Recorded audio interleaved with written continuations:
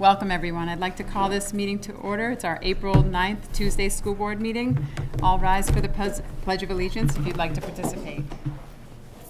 I pledge allegiance to the flag of the United States of America and to the republic for which it stands, one nation, under God, indivisible, with liberty and justice for all.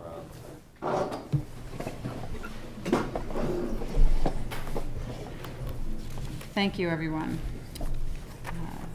First up on the agenda is, does anyone have any items they would like to remove from the consent agenda? Commissioner Carey. Yes, I'd like to remove these names: Joseph Restigini, Kevin Robinson, Robert Riley, and Nina Oropeza. Okay, noted, Commissioner Wick. Anyone else? Thank you. I'll make a motion. What about committee minutes? Oh, is anyone?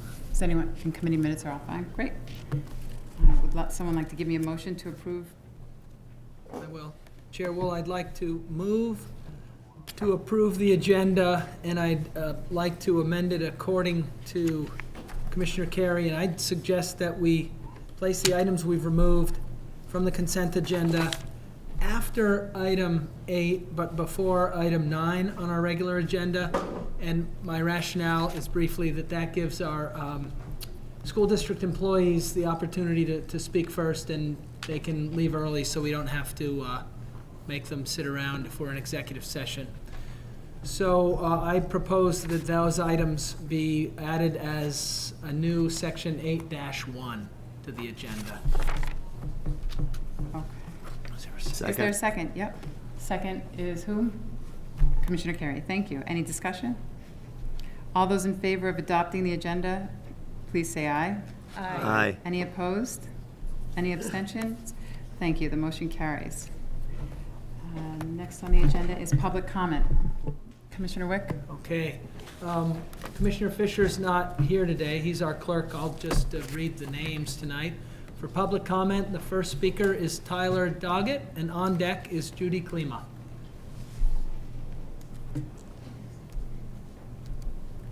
Oh, and if I may, if everyone would please try to keep their comments to 2, not more than 3 minutes, everyone in the room would greatly appreciate that. Hi, welcome, Tyler. Hi, thanks, people.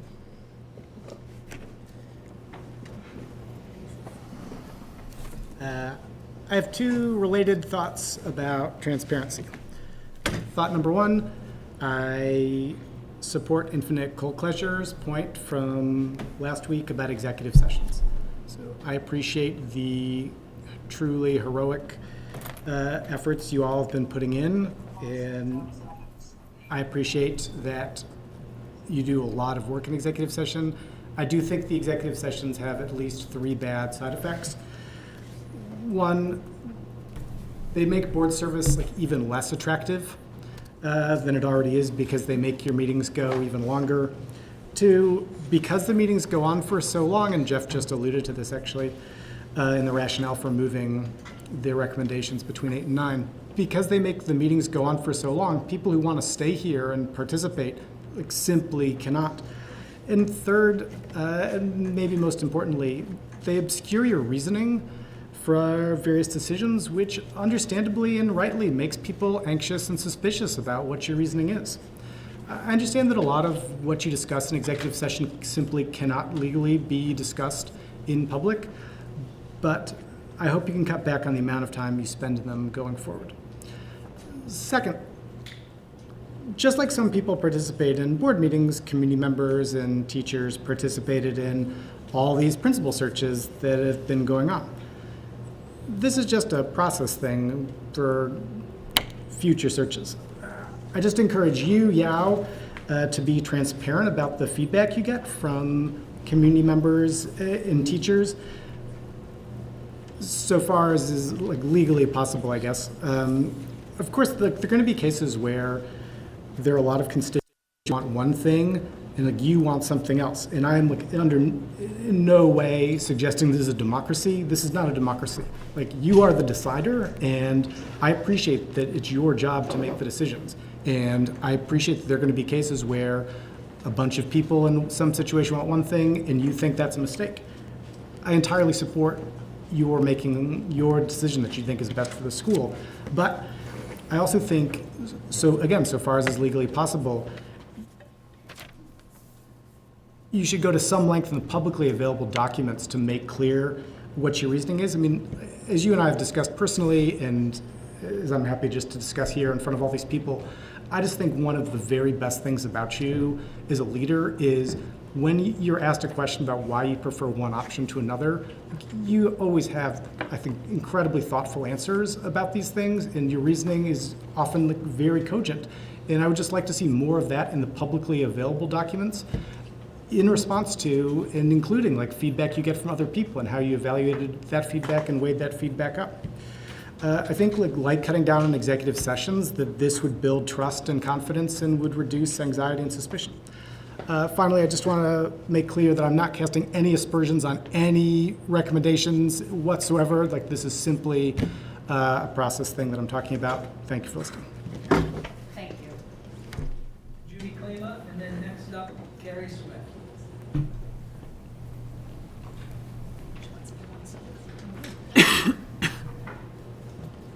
Welcome, Judy and IAA staff. Great, thanks. I just want to start by saying thank you to the board for allowing us and allowing me to read this on behalf of the IAA staff and faculty. We met today as a faculty and had a really nice, long discussion, and we crafted this together, and I'm the spokesperson. So on behalf of the IAA faculty and staff, we are here to express our support for Kevin Robinson as our new IAA principal. The Integrated Arts Academy is a strong and positive community filled with diverse learners, educators, and families. We cherish relationships, inclusivity, and collaboration, and we truly value the joy of learning. Additionally, our school benefits from strong relationships with our highly invested community of families and arts partners. We believe Kevin Robinson will be delighted to work in such a unique and vibrant school and are eager to share this with him. We look forward to our continued growth and development as an arts magnet school in partnership with him. We also welcome his experience and expertise as an instructional leader, and we look forward to his guidance. Additionally, we look forward to the support of the district leadership and the school board in this year of big transitions. So we welcome him to the Integrated Arts Academy. Thank you very much. Thank you, IAA staff. Next up, Carrie Swift, and then Kate Lasko.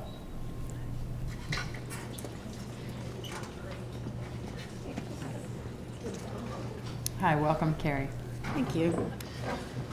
I am a parent of a fifth grader and a third grader at Integrated Arts Academy.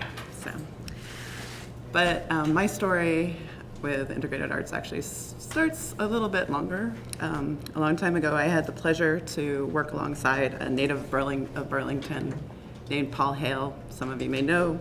He now owns Queen City Brewery. And he was, for a time, head of the Burlington School Board.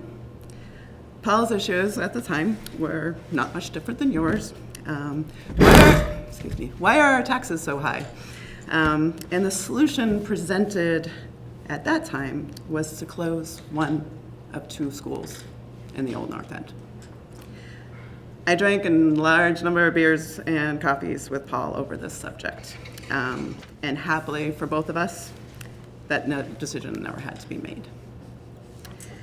What was done 10 years ago was to give H.O. Wheeler a mission, an integrated arts mission, and it's through this mission that IIA has built a community.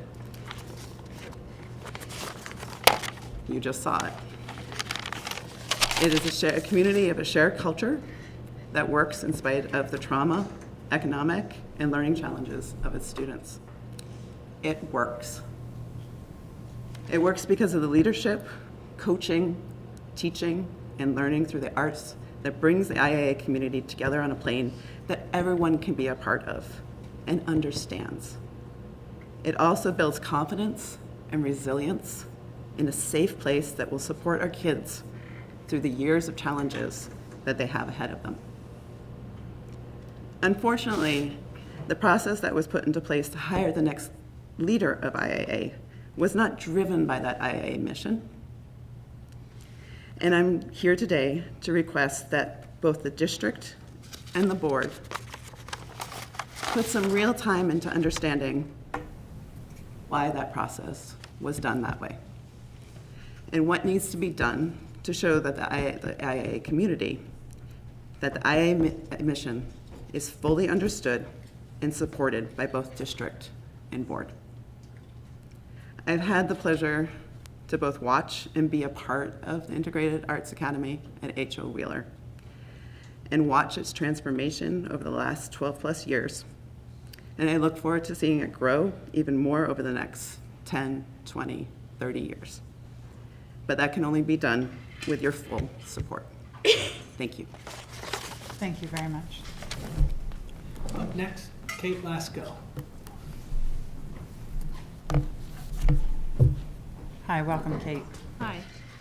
I'm a mom of 2 kids at IAA, and a lot of what I have to say is a good follow-up to what Carrie just said. I came up with a few ways that I think the board and the district can support the IAA mission, or both magnet school missions. I'm pretty sure that I don't need to explain why the magnet schools are important and what they accomplish for the district. I really hope everybody has that. We don't need to argue about that at this point. The 3 ways that I think the board and the district could support the missions are: 1, to make our coaches 100% magnet focused. This year our coaches had split roles, and that really diluted the magnet mission. Number 2, to listen to staff voices and take action in response. The professionals in the buildings really do know what's best for the school, and it's important that their voices are valued. And then in future hiring, I ask that you highlight the specific missions during the recruiting process. I also ask that you collaborate with community partners to garner a deep pool of applicants who are excited to work within these particular models. I have a feeling that the outcome of this flawed process might just be really great, and maybe we got lucky, but in the future, and with hiring to replace the 7 or 8 staff members who are leaving this year, if it could be mission-driven, that would be a great way to continue the arts integration mission and carry us forward into the future. Thank you. Thank you. Okay, would anyone else like to speak at public comment? Okay. Thank you, everyone. It's not on the agenda, but typically after public comment, we do board reflections. Are there any commissioners that would like to make a board reflection?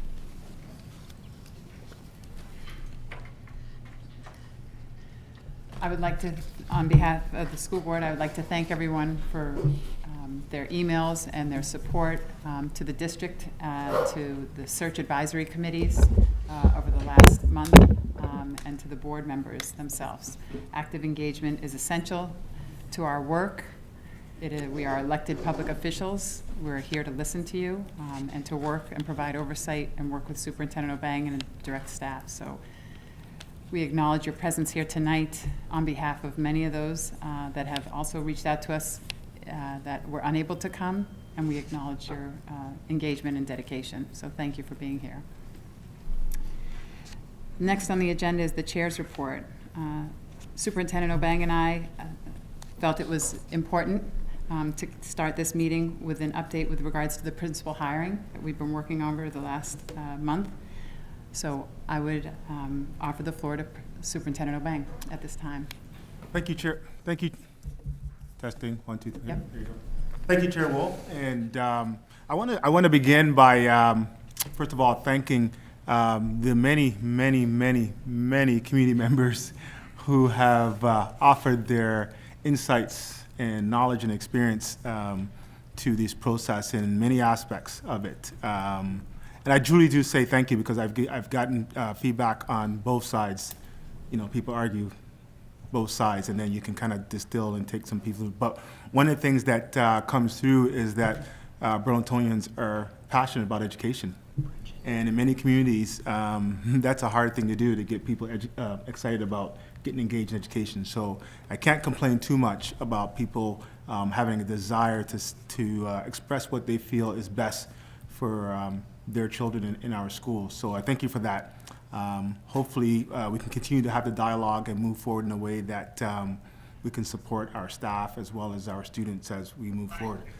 I'm going to share a little bit of highlight on the two of the candidates put forward, but I did want to talk about the hiring process a little bit, just a few comments. Just to go through. One of the things I would have to say, just in terms of the situation we're in this spring, one of the things that I've encouraged our administrative staff when I first arrived here was to become system leaders. So that meant they were not just stewards of their own schools, but also they had a responsibility to their colleagues and other aspects and programs in our system. And we meet monthly and talk about that. Over the last few years, many have started to embrace that. And I've always encouraged our staff, if you see something within our district that you're interested in, don't be afraid to say, hey, I'm interested in trying something new, trying that challenge. And this year, we had some of our most exemplary principals actually step up and say, you know what, I'm ready for a different challenge, a new challenge. And so I had to sort of consider that and also honor them. I was very pleased that they wanted to continue to be within our system, that they weren't looking outside, and we wanted to definitely retain them. So the combination of that and the combination of different vacancies created the opportunity to have a search with multiple spots of vacancies.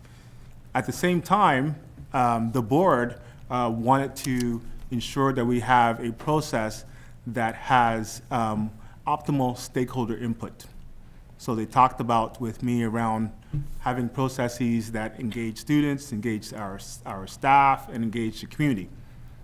That means that it elongates processes, but the board felt that was very much needed, and I sort of agreed with them in terms of we need to find some way to have people involved in this process in terms of going forward. So this was the first time we've done it in this way in a very short period of time, because for many contractual reasons, there are limited time for contracts and things like that. So we were able to put something forward, and to our surprise, even though the timelines and the processes are probably not the optimal what we would have done if we would have had an opportunity to kind of go through and really talk about each school in a real concrete way, we did get some amazing candidates in a short period of time.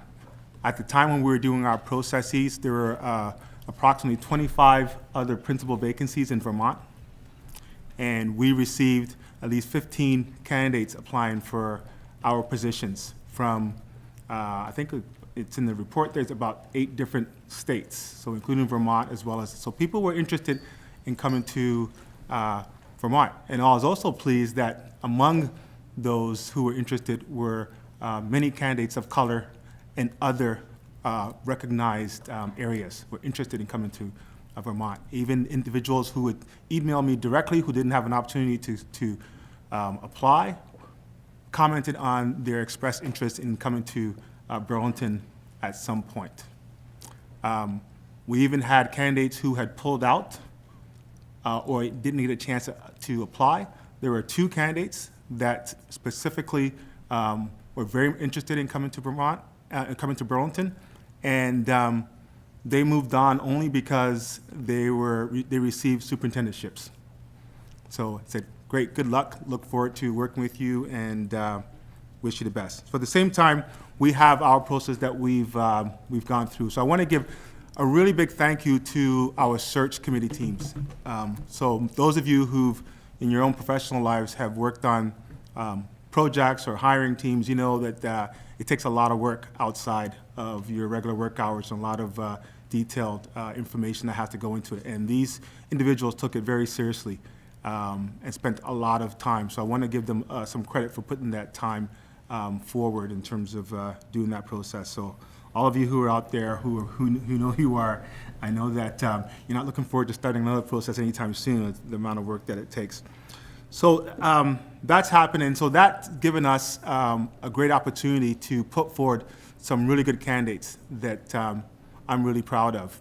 And one of the things when I was overviewing our current staff and the recommendations forward tonight, and reflecting on sort of the journey I've had in terms of trying to build our administrative team, I would say after tonight's recommendation, if you look at our administrative team, we have the most qualified and most diverse group of leaders in all of Vermont, like hands down, hands down.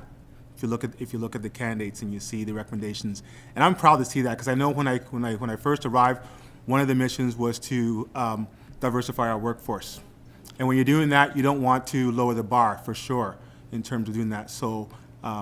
Hence why, I'm very sort of particular around ensuring that we have candidates that I feel comfortable in. And I know I've gotten lots of feedback from both staff and teachers around their, staff and community members around their desires. And one of the things I try to share with individuals when I get that opportunity is that,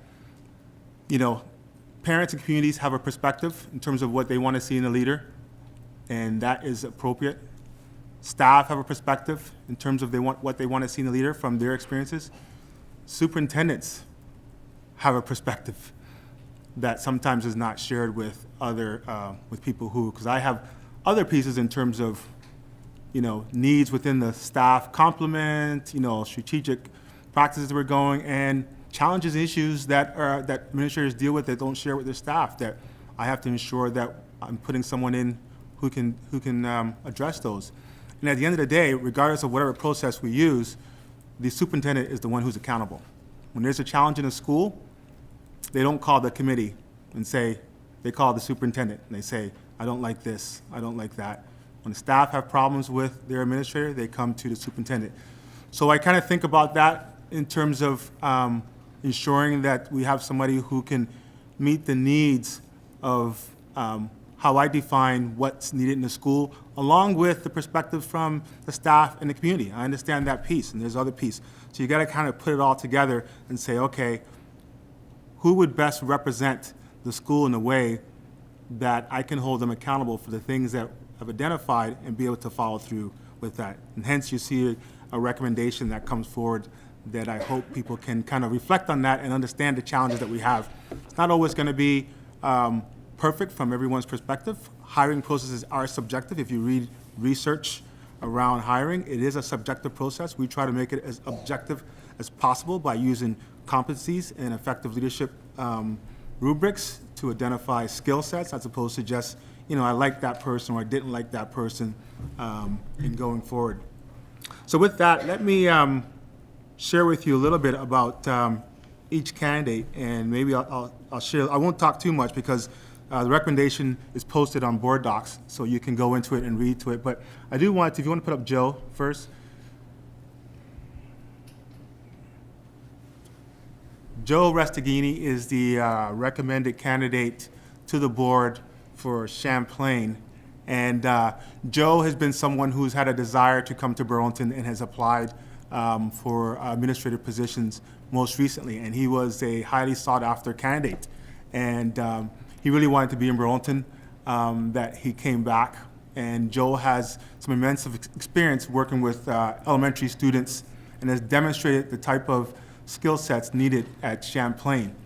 And he had in my conversations and sort of my superintendent validation, and people may not understand the process in terms of once the committee has finished their work and have given the superintendent the recommendations, and I ask for at least 2, I do a validation, which is a series of conversations with the candidate, with their references, and any other areas that may be needed in terms of validating that they truly can meet up to the demands that they'll be asked to. And these are totally different sets of questions that would have been asked in the interview process or in the community pieces, is sort of the needs that I think.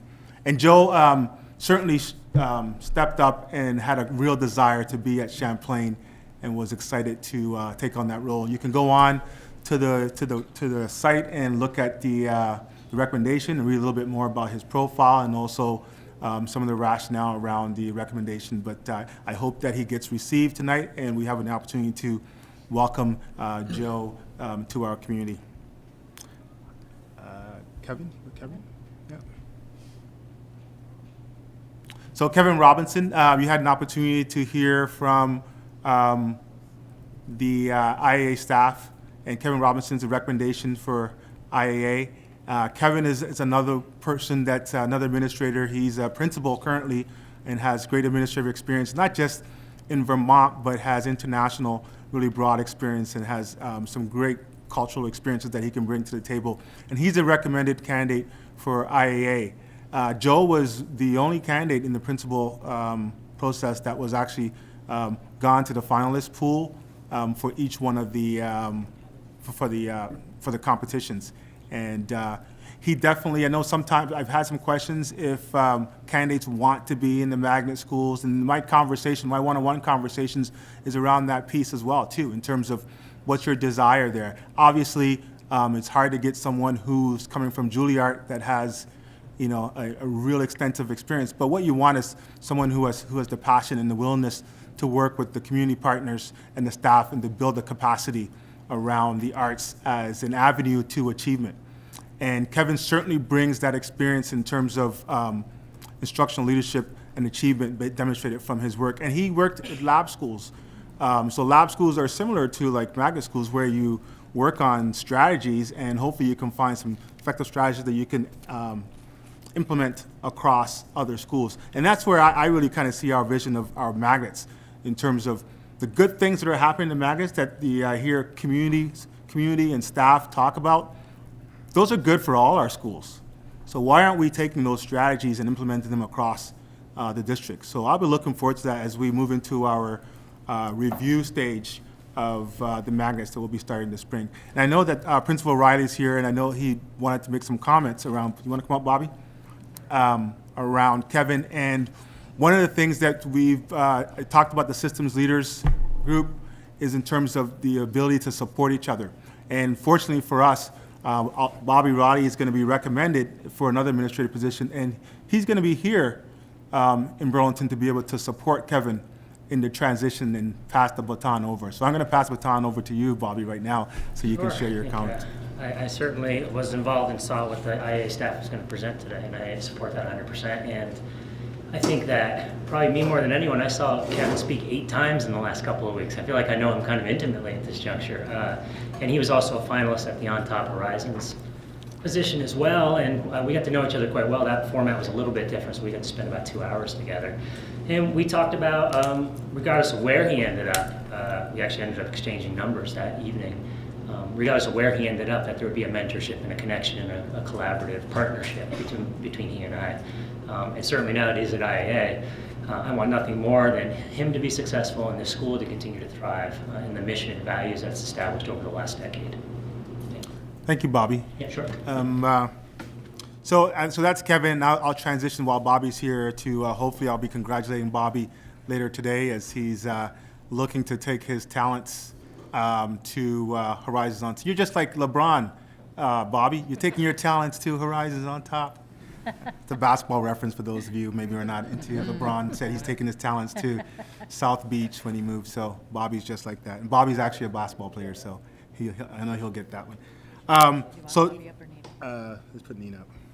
Let me get to the last recommendation here, which is Nina Orpeza. And Nina, if you've had a chance to kind of review the recommendation, it's got some particular detail in here. Now, Nina was a candidate for SA. We really like Nina. Nina's shown through the staff forums and the community forums, and she did quite well in terms of the interview piece. She has demonstrated with her sort of research background around instructional strategies and curriculum design and frameworks. And so that's what we actually really need in terms of in our leaderships, in terms of using the magnet theme as a vehicle to get to the instructional achievement pieces. So Nina definitely has all those pieces. My reservation with Nina, and I've had several conversations in my validations with Nina, as well as some of her supervisors and references. So one of the areas is that Nina comes with limited administrative experience. So most of the time, we've been able to appoint a principal.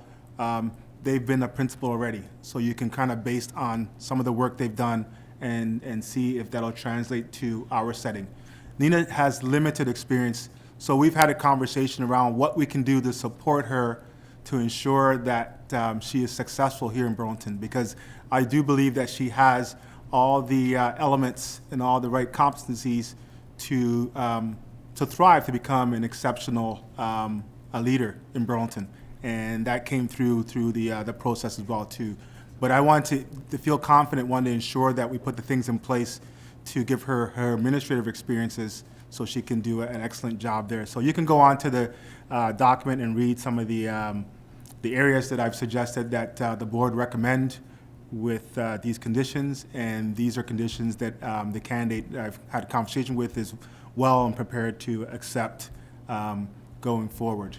So that's the slate there. I wanted to share, and once again, I do want to say I'm truly proud of the slate we brought forward in our administrative team, that we're able to bring forward qualified, exemplary candidates, and at the same time improve the diversity of our workforce. That's something that I will be able to kind of look at and feel very proud of, that we're able to do that at the same time.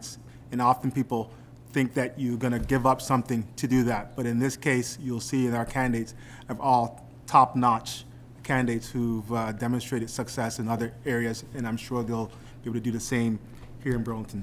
So with that, I will stop my chatter and try to keep the meeting short as possible.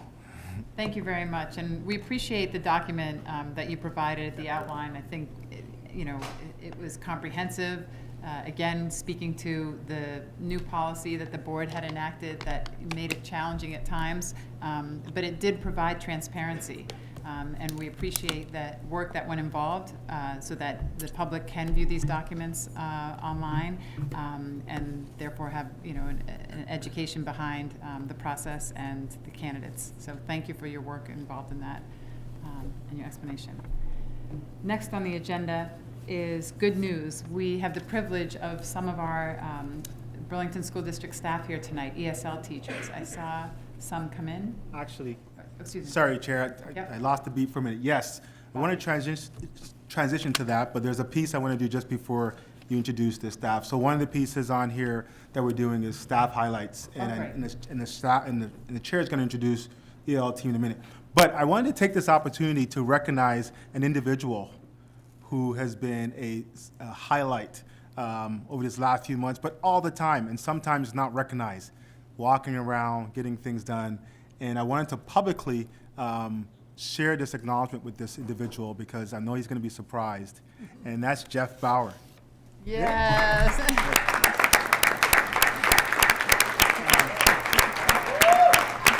So just so you know, Jeff, at a moment's notice, is there to support all of us. True. From all the interview teams, had Jeff helping throughout the day, at nights. I have often technical difficulties, and Jeff is always there. And of course, at board meetings, Jeff is the one that's doing, and he's one of the unsung heroes, right? Kind of in the background, you don't see him, but he's making all of this work. And I have something for you here, Jeff. I wanted to personally give you this acknowledgement, and hope that you continue to work those overtime hours without extra pay. And Thank you.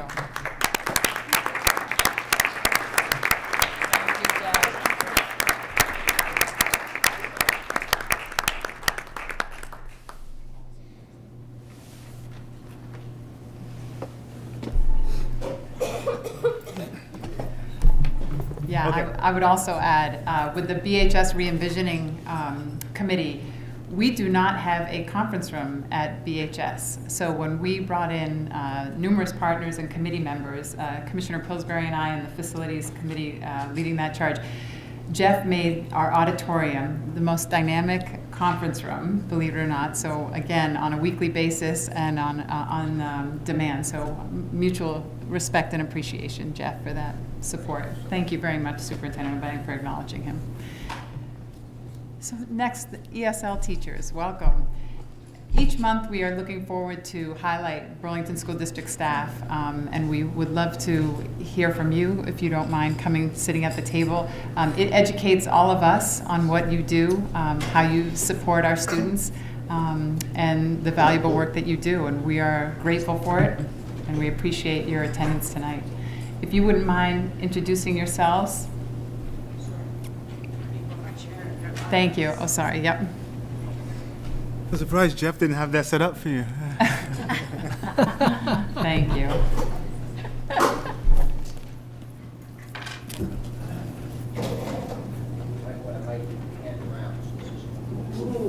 Lovely. Welcome. Thank you. So I'm Aaron Kajuk, and I work at the Integrated Arts Academy. So I work with kids kindergarten to grade 5. So my name is Kristen Bingle. I'm also with Integrated Arts Academy. I am a part-time English learner teacher and also an academic language coach part-time for English learners. My name is Beth Evans, and I am here representing the high school, although most of my job entails intake for the district. I'm Mary Neudecker. I teach in the district STEP program. I'm Kim Fonkhauser. I'm .2 at the high school and .8 at the tech center as the EL teacher. Okay, I get to do the really quick overview. I wanted to start by thanking all of you for giving us this time to talk about jobs that we do every day and that we love every day. And many of you know that we actually have around 900 students who speak a language other than English in their homes. Of those, we provide services for about 500 students. And the other students are students who either did not qualify for our services because they came into our school district with superior English speaking skills as well as skills in their native languages. So they did not require our services. Then we also have students who have been in our programs, did really well, and now are successfully integrated into the mainstream classrooms. A lot of people like to know where our students come from. Well, actually about 33% of our students are born in this country, so they are American citizens, and we are teaching them English in the schools, and they are developing their native languages also at home. We also still have about 30% of our students coming from Nepal, and then about 5% coming from Tanzania, 5% from Kenya, and about 4% from Somalia, and then the numbers drop down from there. I work in the elementary schools. Well, I work at IAA. I'm a little bit nervous because we just had that lovely IAA thing. The students I work with, we primarily work with them in pull-out situations, in push-in, and sometimes co-teaching. The pull-out generally will be small groups of students that will pull for no more than 30 minutes. We don't really like to take kids out of their classroom for more than 30 minutes when they're at the elementary level. Sometimes I will have up to 11 little groups in a day. So it's like nonstop, back-to-back instruction with kids. I don't get those down times like where we just read a story or we have recess or any of that. There's none of that downtime. It's a lot of literacy instruction. Sometimes I'll get to push into classes for math groups, which I particularly enjoy because I get to work with some of the non-English learners also. And then the ideal is co-teaching, which we're trying to do more and more. That allows us to have planning time with classroom teachers and also the instructional time. That's a lot harder to schedule because of our complicated schedules at the elementary level, and also because we just have really heavy caseloads. But that's something that we're all trying to work towards, is more co-teaching. Other than that, if I could have a penny for every heartwarming, cute story with elementary students, I'd be really, really rich. I'm going to pass the mic on because I think I've exceeded my 2 minutes to Kristen, who's also works at IAA and is also our academic language coach. So I wasn't sure if I was going to make it back tonight from drop-off, so I'm not as organized as Aranka. So this academic language coach piece started in November, and the people at central office, I think, know that there were several boxes of books. We just finished our last EL book giveaway last Tuesday at Smith, and so that was a piece of my job. The other pieces have been kind of, let's say, more in terms of working with teachers in differentiating instruction in that tier 1 instruction. So Aranka talked about maybe EL teachers working in pull-out situations. This is within the classroom with instructional strategies for the English learners. It can also take on different roles in terms of I might be at a meeting with an EL teacher, a special educator, a classroom teacher, and then I can provide support materials for the English learners in that tier 1 classroom instruction. So I might provide a template or find some reading documents or reading pieces that are more at the level of the English learners in the class. So I guess it's just trying to make it more accessible for the English learners who are in that tier 1 setting. And I think that's all I'm going to say for now. Oh, Mary. I'm Mary Neudecker, and I teach the District STEP program, which is housed at IAA. And it's for students who are newly arrived in the country, and they're just beginning to learn English. STEP stands for Studying Towards English Proficiency, and there are 2 classrooms. My classroom is for 1st, 2nd, and 3rd graders, and then the other classroom is for 3rd, 4th, and 5th graders. And our students, as Aranka said, come from many countries, and the STEP program provides a soft landing for them when they first arrive. You can imagine how frightened they are on those first days when they come into a school where they don't understand anything that's going on. Some of the kids have been in schools before, but maybe their schools looked very different, and some of them have never been in school at all. So they need a safe place when they first come, and that's what we try to provide for them. In this STEP program, we're able to meet them where they're at, whether that's with social emotional needs or academic needs. We can teach at their level. We also spend time teaching them how school works. They don't know how to walk in a line in the school or manage the cafeteria. They don't know about snow pants and boots and all of those things that they need to learn too. I think one of the most important things I teach them is how to write their name and the date on the top of a worksheet, because they'll be expected to do that in a regular classroom. I also try to teach them how to speak up for themselves, how to advocate for their needs, how to say I don't understand or I need help. I think one of the best parts of my job is seeing how my students grow from being so scared and unsure in the beginning to being confident and so proud of these new skills that they've learned. And I just have a few examples of students. And there's one that I'll never forget, the day she came in December, and she didn't have mittens on, and she was screaming and sobbing because she'd never known such cold before, and she didn't know that there are mittens that you can put on to wear. And another great memory is this boy who, he suddenly realized one day that those black squiggly marks everybody kept showing him was his name. And he was so excited and so proud. And just recently, one of my students stood up in front of the whole entire school and read a story that he'd written about snow and ice. And he's still talking about it. He was so happy to be able to do that. So the STEP program gives these children a chance to learn together in a really safe environment where it's okay to make new discoveries and it's okay to make mistakes. And so this helps them to take their first steps towards success.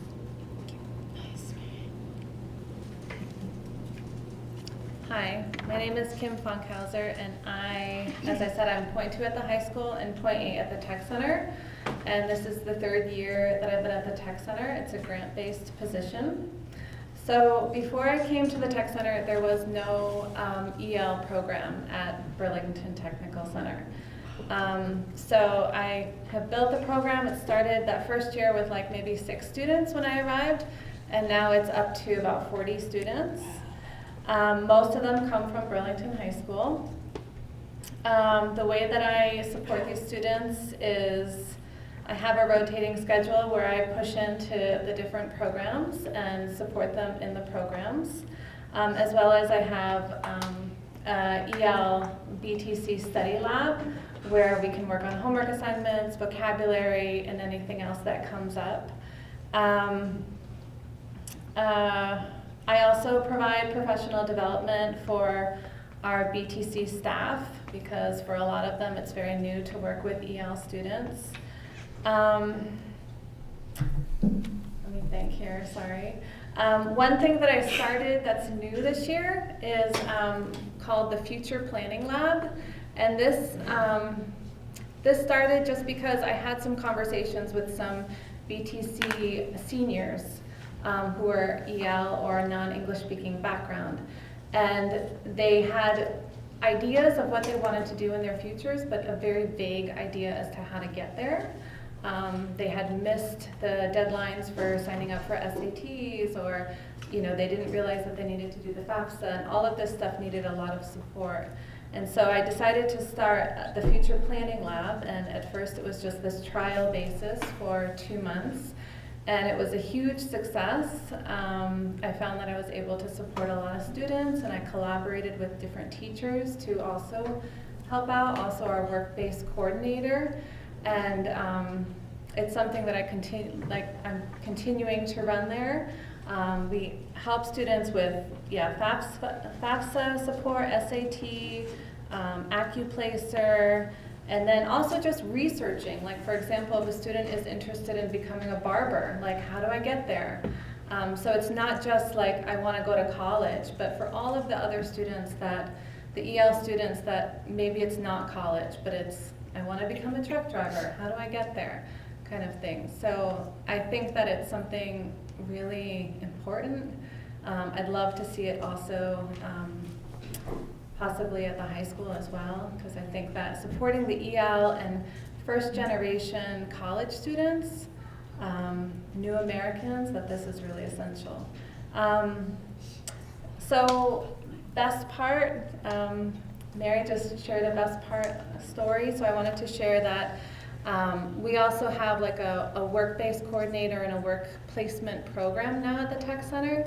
So students go out on job shadows, internships, and possible co-ops. And so one thing that's just recently happened is we have an EL student who's going out for a paid co-op as part of his BTC training at Heritage Ford. And this is a student who it's probably not going to be in his future or in his very near future to go to college. But he wants to work in a garage. He wants to be an auto mechanic, and he's in the auto program. And so to get a paid co-op and to be able to do that is really remarkable. So thank you. And now it's Beth's turn. Hi. So I am, in my current position, I'm sort of what Miriam likes to call a Jill of all trades. It's just what I do. I do the website. I do a whole bunch of other stuff. I just came up with something that you guys are probably going to get the opportunity to see pretty soon, where we're looking at attendance issues with adults and trying to deal with that. So in the meantime, I'm going to just, if you have any questions about my job, I'm happy to answer those. But in the meantime, I'm going to read what Sarah Crothers sent me, because I am here as the high school representative, and so she sent me notes. Here we go. So our caseload is 151 students between the ages of 14 and 26. Some students have had education in their countries, and for some this is the first experience with school, much like what Mary was talking about. And those students that Mary has, those are mine at the high school level. And I just tested this morning 2 more who are going to be joining me. Most have had some kind of education that was interrupted or irregular in refugee camps. We have a number of adult students who attend school while working and or raising children. The majority of our EL students at BHS read below the 4th grade level in English, and their math skills are significantly below the high school level. Level 1 through 3 students are in sheltered EL classes in English, reading, science, and social studies. We did offer a sheltered EL health class that was co-taught, but we were not able to offer it this year due to staffing. Students in levels 3 through 5 are in mainstream classes with support such as extra support classes or EL support in class. And next year we're planning on having EL teachers co-teach in health, math, and 9th grade English and humanities so that students are exposed to the general education curriculum sooner. Many of our students are enrolling in courses through BTC, Center for Technology and Essex, and dual enrollment. With the exception of our newcomer program this year, we have between 10 and 19 students in our classes. Currently, my class, which is the newcomer class, is called Excel. I have 3 students until later this week, in which I will have 5 students. Earlier this year, I had up to 9 students. We keep that class open because we never know how many people are going to show up. Our next populations that are supposed to be arriving are Karen and Burmese, and we have Congolese trickling in. It's a strong program with dedicated teachers. We know our students, their families, their concerns, their strengths, and their challenges. We understand that it is our duty to advocate for students inside and outside of school. In addition to having to learn a new culture and a new language, they are also high school students who are dealing with the same issues that all high school students deal with. They need a great deal of support. In many cases, the students become the guides for their families in navigating life here. Their needs are great, but their resiliency is amazing. As their teachers, we try to give them the information and skills that they will need to meet their own personal future goals, while many of them do not know what their future goals may be yet. We are their last stop in the public school system, and we take our responsibility seriously to ensure that they have the skills necessary to be active and productive members of society. On graduation day, we see some of the strongest, most resilient individuals that we have known achieve their goals of earning the diploma, evidence of having received an education that they may not always have known they would get. That is the day every year that we are reminded that we have the best job ever. Gosh, Sarah, that's sweet. It is for this reason that I cry at graduation every year. That's Sarah talking, although I'm sure all of us are wiping our eyes at some point. Thank you for this opportunity. Thanks. Thank you, incredibly moving. Incredible work. Should I ask you guys a question? Yeah, sure. Ask away. Go ahead. Questions. I was just wondering if you probably think about the budget every year like we do. I was just gonna ask you if you all could recommend like one budget priority that you're always thinking about at each elementary, middle, and high school level, if you could share that. That's a loaded question. I'm so sorry. Yeah, I mean, it's not like it's gonna go on some list and be like, well, they said this is what we should fund. I'm just curious, like, what the most pressing needs are at each of your One of the levels. things is always staffing, and from my understanding, you've already approved some additional staffing, so we really, really appreciate that, and thank you for that. And that's gonna go a long way, and that's one of our biggest needs, is just more people. And what will you do with them? With those we don't positions? get to decide that. But what would your recommendation be for those positions? Well, I think that Miriam, our director, is making some wise choices. I think that one of those people is going to be at the high school level, and one probably more at the elementary level, and that seems fair. They are going to be involved, I believe, directly with working with students. Along those same lines, I really have appreciated how Miriam has provided additional support at BTC, and last semester I was also tapped to provide some support over at Burlington City and Lake. And so, we are moved around as we're needed to, and we do what we can do because we know that this is really essential work. For the high school, I search around every year for grants and everything else just to get materials because honestly, the materials that we need are not readily available. What we're doing is we're teaching emergent literacy to adults. And we just don't have enough materials. I don't know that there's ever going to be enough materials to be able to do that.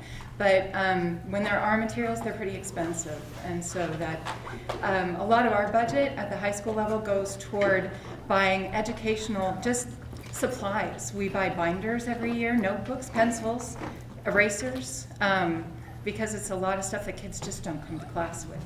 And so that's what our budget goes for. We don't buy a whole lot of books. I myself bought used books on Amazon this year so that I could use them in my classroom. But another thing that I do is I go out and I sign us up so that we have a partnership with Bombas Socks so that I can make sure that all of my kids are wearing socks. And I've actually this year got kitty-sized socks so that I could drop them off at the elementary schools as well. Our needs are so great. And so if there were money raining from heaven, I don't know that it would ever be enough. But, I mean, because we could find a way to use it. I think we are constantly spending on materials and books, also particularly books. We like to send books home with students, And then they don't and come they back. don't always come back, but we're still going to send books home because kids need to be reading books at home. And they often don't have a large supply of books at the correct level for them at home. So we could always use more money for books. And then if we, no. You asked a really loaded question. And then if we could be in a dream world, I would love for a social worker who could work particularly with English learners and would know the specific needs that refugee families have. Our multilingual liaisons do a great job, but that's not really their expertise necessarily. They're doing a lot of other things also. Before I get to you, Beth, do you want to say something?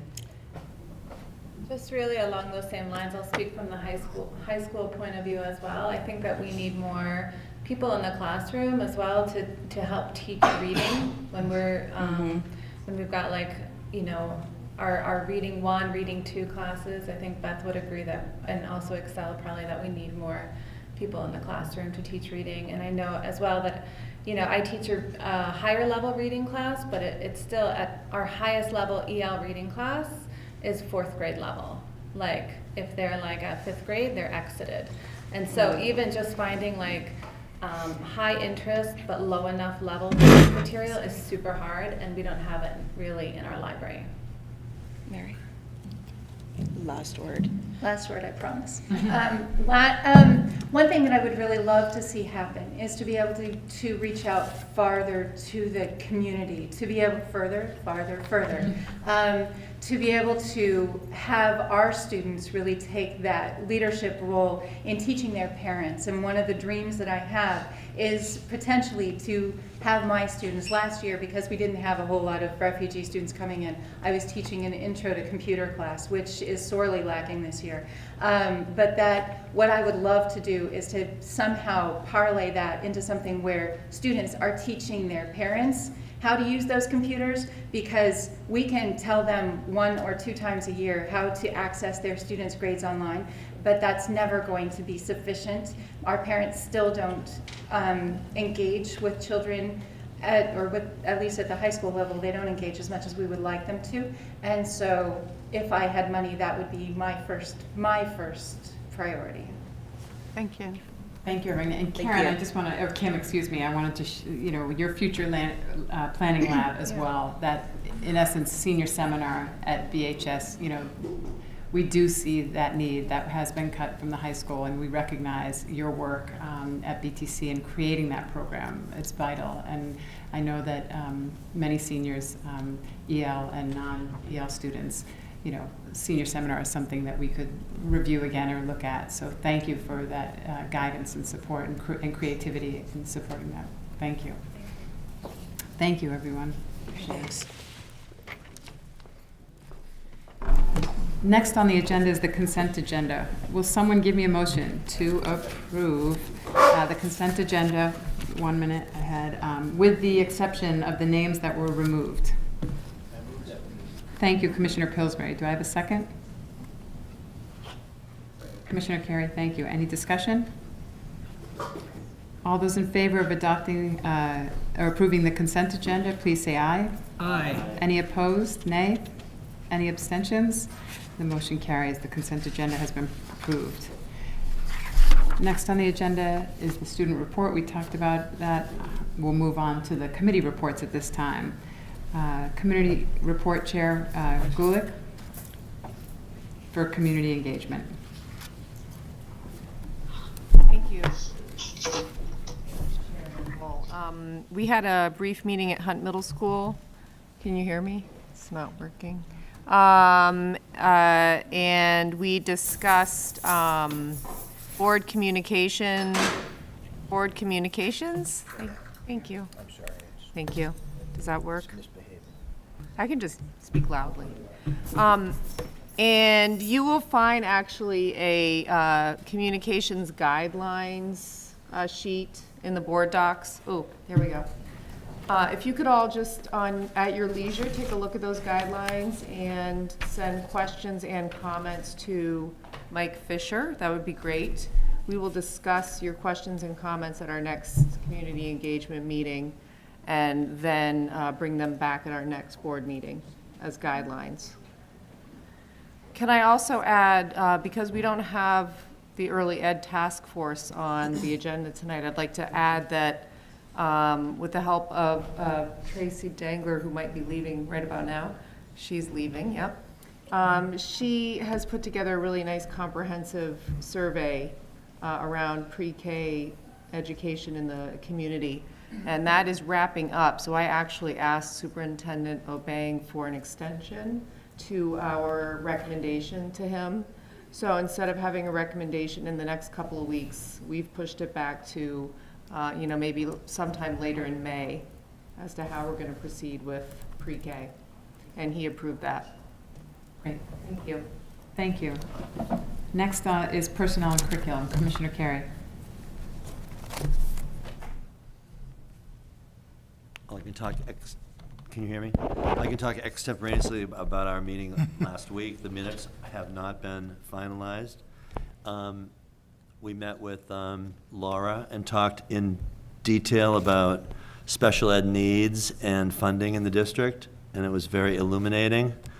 Stephanie was there to clarify some of the issues that we had. I'm going to have to wait for the details for next meeting to go through the minutes with you to go over all the details regarding special ed. Thank you, Commissioner Carey. Next is Policy Governance. Commissioner Wick. I don't have any comments. We've got some policies coming up a little later this evening. Thank you. Next, thank you. Finance and Facilities. Commissioner Pillsbury. Yes, our minutes are on, you've just approved our minutes and they're up to date. I'm here to bring a motion from the facilities part of the committee, which is basically the Burlington High School Re-envisioning Project Oversight Committee. I'm going to move and then I'll explain. This motion is the end of about a month or so of work that this Oversight Committee has done. I'm going to move to accept the recommendation of the BHS Re-envisioning Project Oversight Committee to pre-qualify the following construction companies to bid the construction manager services for the Burlington High School renovation project. Engelberth Construction Incorporated, DEW Construction, Whiting Turner, Negley and Chase, and PC Construction Incorporated. Do I have a second? Do I have a second? I second. Commissioner Gulick, thank you. Okay. Where to start? Basically, what we have done is we have used the criteria that that we all adopted earlier this year and went through and put together a letter to all of the construction companies in the area asking them to present us with evidence that they could meet that criteria. And 4 of the companies did, which you've just heard. They sent us material and in packets like this, which you have on board docs now. We reviewed that. We worked to put together some questions. The Oversight Committee consists of the two architects and then various other workers in their architectural design firm. The Director of Facilities, the Chair of the Board, and myself, and the principal of Burlington High School, the executive financial manager of Burlington School District, and three representatives from the community and the mayor's representative. We worked on questions for the interviews and set up the interviews last Wednesday and Thursday afternoons from approximately 12:30 to 5.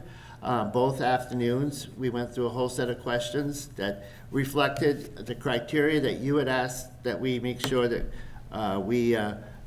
they had evidence of, and then other kinds of conversation, and they presented ideas that they had about design, about phasing of this project.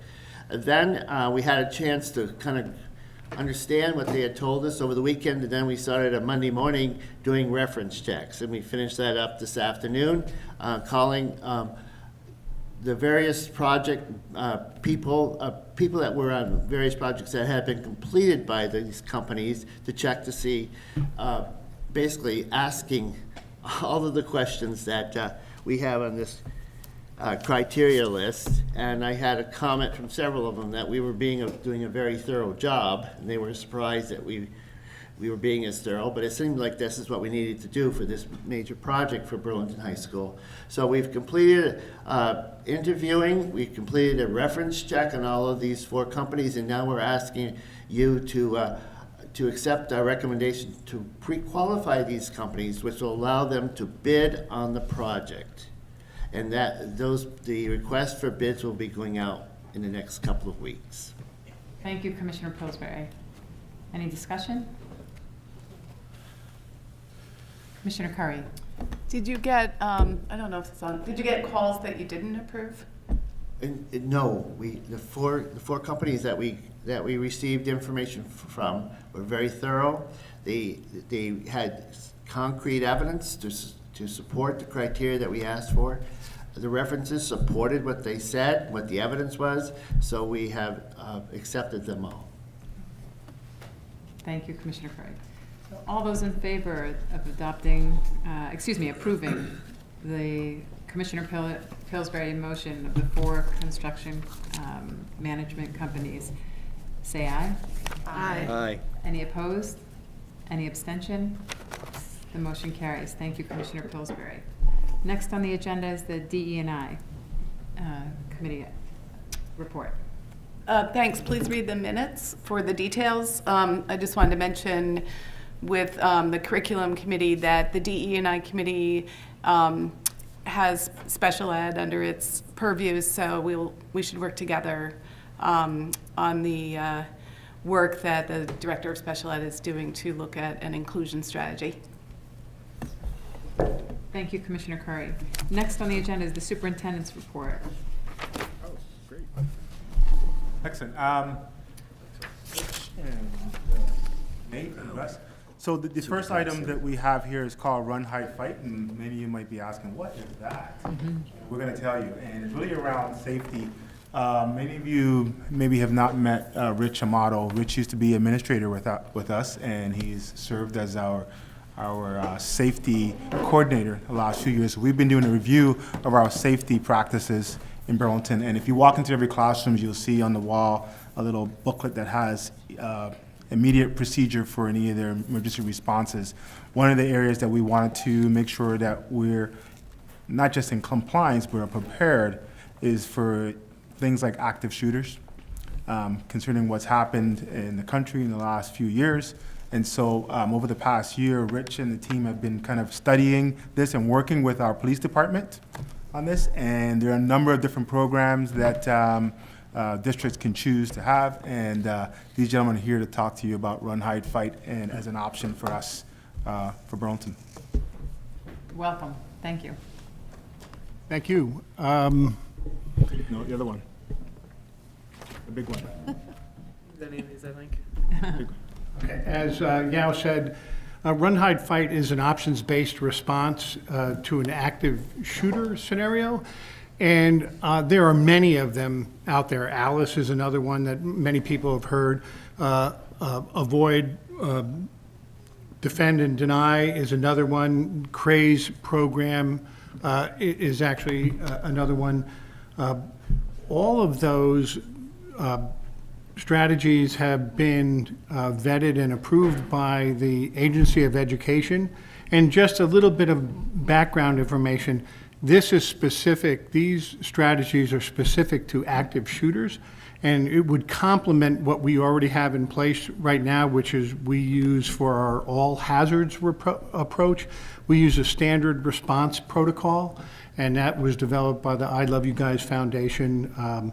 And that's what we're using right now for, just to encompass our general responses to emergencies. Our district safety team that meets monthly really felt like we had a need to formalize an options-based response to an active shooter.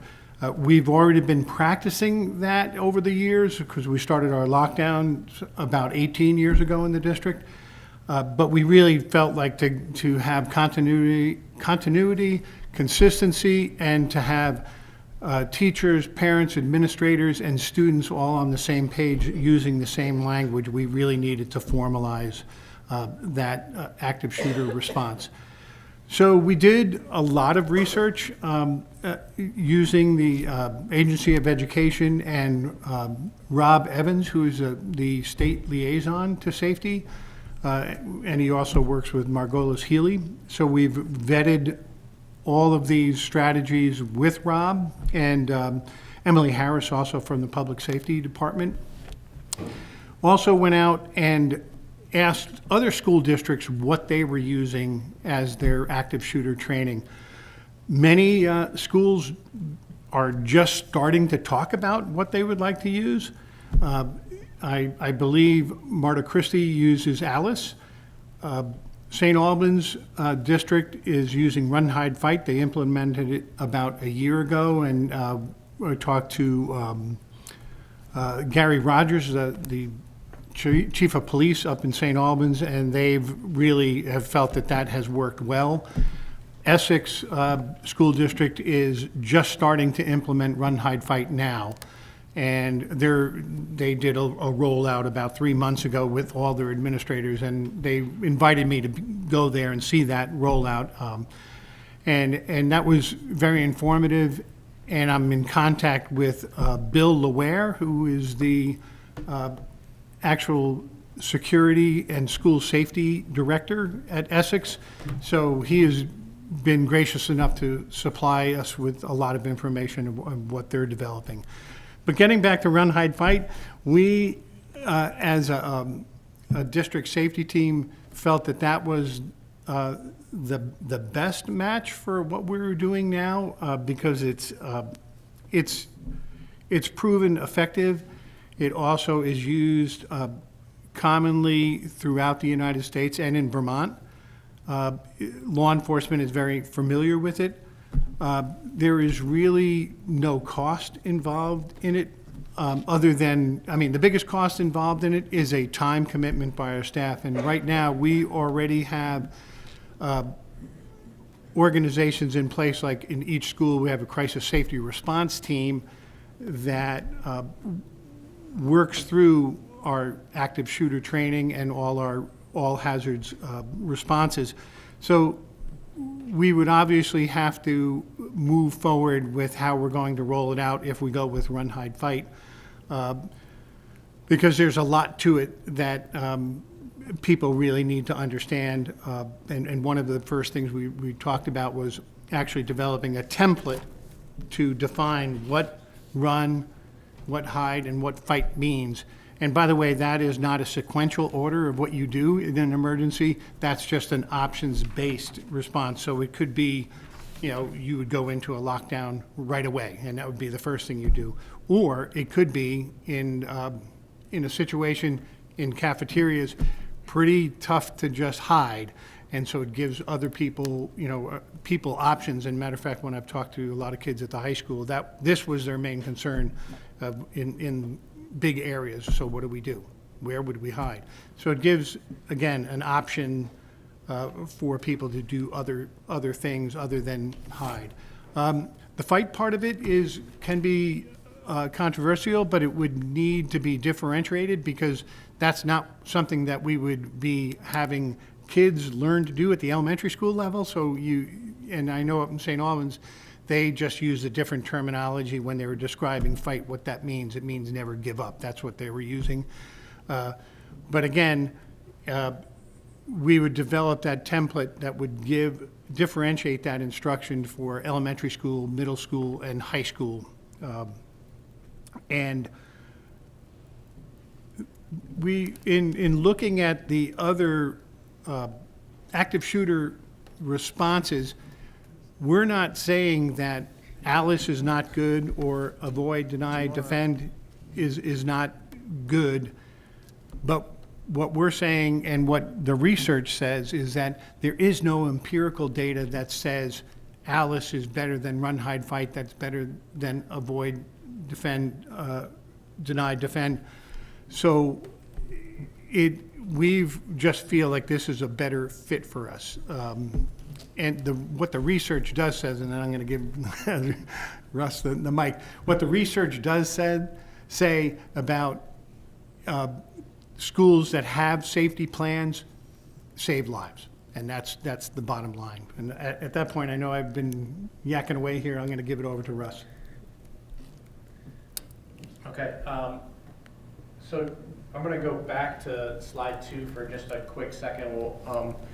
And I just want to, you all to know is that since 2015, the state of Vermont has been encouraging schools to move away from what is called a traditional lockdown drill, which you are all familiar with and which we are using now. And so that's really where this impetus comes from. And the last year that we have spent is because the state of Vermont is saying you really need to do this. And we all felt, everyone on the safety team agreed with that. So some of the reasons are, they're outdated and they're predictable. They're not flexible. And with an options-based response, you're really empowering your staff and your students to make, your students at an older level to have alternative solutions. So, so what is run, hide, fight? I really like to distill it down to run when it's safe to run, hide when it's safe to hide, fight if you or others around you have no other options. We know that language is not inclusive. We will talk a little bit about our plans as a communication team, for us, and especially I know Yao talks about this a lot we have students in our district with mobility issues. So when we're talking about run, it doesn't necessarily mean run, it means escape. And so we'll be talking about how we roll that out with things, and Rich touched on the fight piece. Nate, do you want to add as I'm? Maybe we just talk. Okay. Next step. I think we should touch on the other options considered quickly. I'll touch real quickly on, Rich covered it with other options considered. You'll see on slide 6. We did look at all the options out there. And so one thing that we really want you to leave this conversation knowing is there is not one perfect option. Everything that we looked at has strengths and weaknesses. In the presentation that we provided to you, there's an article that appeared on BuzzFeed last week where there was an ALICE training that went horribly, horribly wrong, where teachers were sort of led into a room and they were shot with air shotguns, execution style, and said this is what happens when you don't fight back. So no matter which program you fit, there will not be one perfect program. The SROs are on the safety team with us. They've been with us in this for the last year, going over these options. They've made it very clear that the most important thing for Burlington to do is pick one of these and move forward and roll it out. And so that's what we're here to do. Is we've gone through the work, and we really believe that run, hide, fight is the best option. It's simple and intuitive language. The training materials are free. It is, as Rich alluded to, used by South Burlington, Essex, Westford, and St. Albans, so we can learn from our peers. It is endorsed by the state of Vermont, and it is familiar to not only local law enforcement, but also to our SROs. So Nate is going to talk a little bit about the next steps. Thanks, Russ. So we wanted to make clear where we're going from here on the last slide. We have obviously done a lot of background work, but now we need to kind of turn this into action. And the plan is potentially to, what we are going to do is convene a subcommittee of our district safety team for the purposes of developing a comprehensive rollout plan. And we put some of the elements on the slide that we thought that that plan would include. That means obviously tapping into our school safety crisis teams for starters, but it also means bringing this training to our principals first, ahead of potentially rolling it out in the fall to all staff. And one of the important distinctions here between what is typical at some of our in-services and what we're talking about here is this is the type of training that is not just for teachers. It's not even just for what we typically think of as instructional staff, teachers, pairs, etc. This is something where your custodians, your food service workers, your grounds people, your administrators, everyone in the building has to know and understand what this language means and what the options are in an active threat. So this is going to be a challenge for us, but we're going to need to do it right and do it well, and it's going to be probably the largest single training endeavor that the district has undertaken, certainly since I've been part of the district. So it's going to be really important that this team develops a great comprehensive plan for rolling out and teaching people, but the other major item that Russ mentioned briefly that everyone on the district safety team acknowledged was crucial to the success of this was the communication, not just to the people who are going to be trained, but to, in particular, parents in the community, so that they understand what it is we're doing and why we're doing it. So the communication element is also going to be one of the pieces that subcommittee is going to work on developing as part of this plan. Thank you, Nate. Just to wrap up, I know people may have some questions, and I'll leave it up to you, Chair. They can certainly send questions directly to Russ. But one of the main reasons why I wanted the team to come forward right now, because they've been doing this background information, and we're now at the stage that we're identifying this as our strategy. So you'll start to hear the words, and so as we start moving it, we wanted the board to be informed around those pieces. So we're still open to hear your suggestions. The other piece I wanted the board to be aware of, I think in this day and age, we'd be somewhat negligent not to be looking at these strategies, and also for the new building. And we encourage our facilities committee to be looking at that in terms of the design phase, in terms of appropriate spaces that are going to be conducive for safety going forward. That's a reality. And the other piece, when the staff are talking about a full implementation of training everyone, that also includes board. I see the board, we're in critical spaces, we're in public spaces, and we want to be prepared in an event. If, heaven forbid, something were to happen, we'd want to have a response and know what to do in terms. So just wanted to kind of see that out there. There are still opportunities to continue to have the conversations just beginning, but we wanted to give you the first kind of sharing that, hey, this is the direction that we're going, and we'll continue to develop the process. I think I would ask the board, in being conscientious of time and our other two district leaders, that if we do have follow-up questions on this presentation, and thank you for including it online and your presence here tonight, that we direct them to Rich Amato and... Send them directly to Russ. Russ, excuse me, thank you. Thank you. To Russ. Thank you very much. Thank you.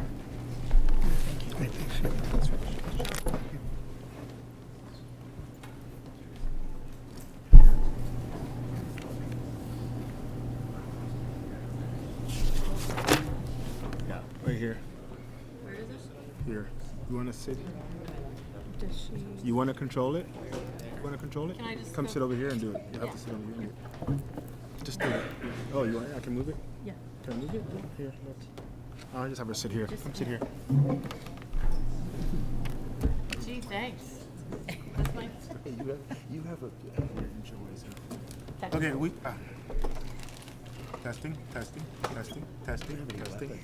testing. Handheld. Oh, okay. I turned it on button. We have for us today Karen Volba. The board has been asking for this a few months ago, and we've been trying to get it on the agenda, and we finally have an opportunity. Karen Volba is our data systems coordinator, and we've shared information previously around what the role is in terms of trying to organize the data from our district in a way that we can monitor it and be able to report it in a consistent way and be able to use it for decision making. So Karen is here to kind of share a little bit about her role. We've had conversation about we're not going to be here for 2 hours, so she could tell you more about that I for really hours could. and hours and hours. But we wanted to give you a bit of a thumbnail. Maybe that'll prompt the board in having further conversations, whether if it's in committees or other areas. So we'll try to be succinct in this presentation. Just kick me if, you know. Do you want to have this with you? I don't need it, but just leave it there. So No, here. You want it out of the way? Okay. Is this, am I heard with this? Yeah, that one. Okay. Welcome, Karen. Hi, thanks for having me. It's great to be here. My name is Karen Vogel. When I started working as a software engineer at Oracle many, many years ago as a young person, I never thought it would really land me here. And, you know, I really developed an interest in the power of education. And in 2010, I started working for the Burlington School District as a math coach. I've had an amazing career here. I've gotten to know so many people and established so many relationships working with teachers and students across the district. So now, starting in July, I am in the data systems coordinator role. And it's been an incredible opportunity to make some really positive change here. So it's a nice way for me to bring together some of my skills from the tech industry and from schools. So thanks for having me. And this, I hope you can see this, okay? My slideshow.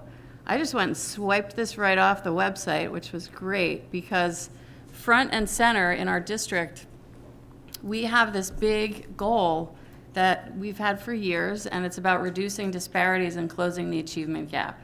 That is our North Star. That's the work we're doing. It's really well aligned to my work, to my own personal work and passion, and the reason why I'm working in education. So I love that I can be here in this rich, diverse district and doing something so important. When you're like me and you love to read about districts who are successful in this work, you realize that one of the common threads is that they're data-driven. So it's a key facet of us being able to meet these goals. So tonight I'm just going to tell you a little bit about my role, give you some context about where we are right now and some of the ways that we're using data to make smart decisions today, and then a few just hints at what's coming next. Okay? Okay. Okay. Always going the wrong way on this. This is, we have some great resources from the Harvard DataWise project. There's a graphic there that's an evaluation cycle that we've used. And I just want to take a second to just talk about the word data. When we say the word data, a lot of people get this picture in their mind that is very narrow and very clinical, and maybe it looks like a bunch of numbers that are meaningless or confusing. I will ask you to broaden your definition of data to be something much more holistic. It should include quantitative and qualitative data, and it should, from the Harvard DataWise project, it should include data that we can count, see, and hear. So it should give us a really incredibly powerful picture of how an individual student is doing or how we're doing in our district.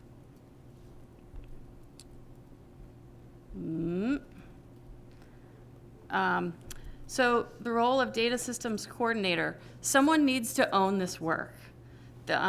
You know, someone needs to be a leader, someone needs to be able to be a convener when there are issues and problems and inconsistencies, pull people together, maybe from different schools, different departments, and have our eye on that big goal, but be able to facilitate conversations, solve problems, and make decisions.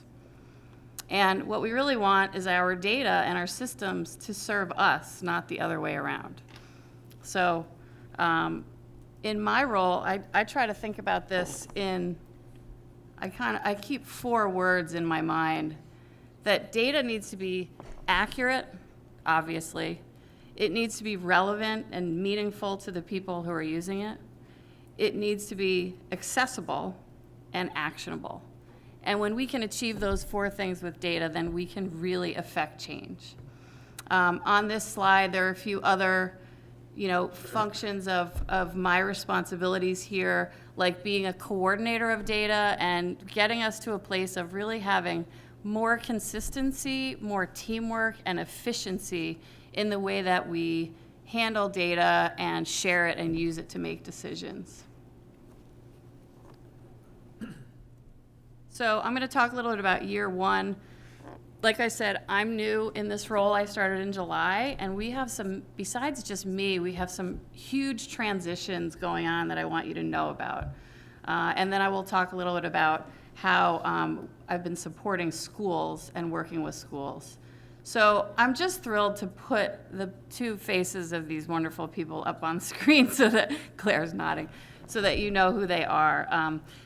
Speaking of transitions, these are two new staff members who both started working here in 2018, and they have such critical roles. They have both stepped into roles of data managers. Gloria Ormsby on the left is our district student data manager, and Andrew Girton, hello, I know. Andrew Girton on the right is our data manager at Burlington High School. These people have stepped into such critical and such complex and important roles and done an amazing job in just picking things up quickly, learning things, and jumping into something that is so complex and fraught with different people coming at them with all different requests all the time that I just want to salute them. And I hope that, what they do every day, you might not see them, it might not be that visible, but it affects every one of us every single day. Their work is that important. So if you saw one of them walking down the hall or in town, please go say thank you to them. Okay. That's a huge transition. Another huge transition is just the fact that software transition. So we moved to a new version of PowerSchool, which is our student information system, in August.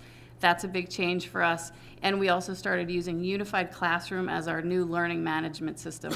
Another huge, huge transition. Change is hard, it's a work in progress, but it's a big area of change for us this year, and it's gonna be continuing into next year as we get this so that it serves us the way we want it to. Okay, another big transition this year was the state longitudinal data system. So the state of Vermont, several years ago, got a big grant to rework their data. And as you know, all school districts in the state do mandatory reporting of data to the Agency of Education. And we do that several times a year. So they have launched a new system for doing so. They've launched a new format. They're asking for more data in a different format and using a different tool for us to deliver that data to them that has a lot of automated error checking and things like that. This has been an incredible challenge for not only our district, but all districts in Vermont. And you could really go around the state and ask anyone at any school at this point, how's it going with the state longitudinal data system? And you would get quite an earful about how challenging this has been as the state is figuring this out, kind of building the plane as they fly it. So unfortunately, this has really taken a ton of resources from all of our schools in Vermont because like in our case, Gloria Ormsby, whose picture was on the screen, this has pretty much turned into a full-time job for her since October. And yet, we really need her to serve our needs in this district. She has all kinds of important responsibilities, but she has really been taken away. And I've had to commit a significant amount of time to this as well, as have others. So it has really been a huge impact on us that it's important, I think, for you to understand. And what I would say, too, is that in Burlington, we are disproportionately affected by this because we are one of the largest and most complex districts in the state. So in smaller districts that are simpler and have fewer students and fewer teachers, it's a lot easier to just kind of manhandle this data, if you will, and get it to a point. But here we're really, really compromised by this.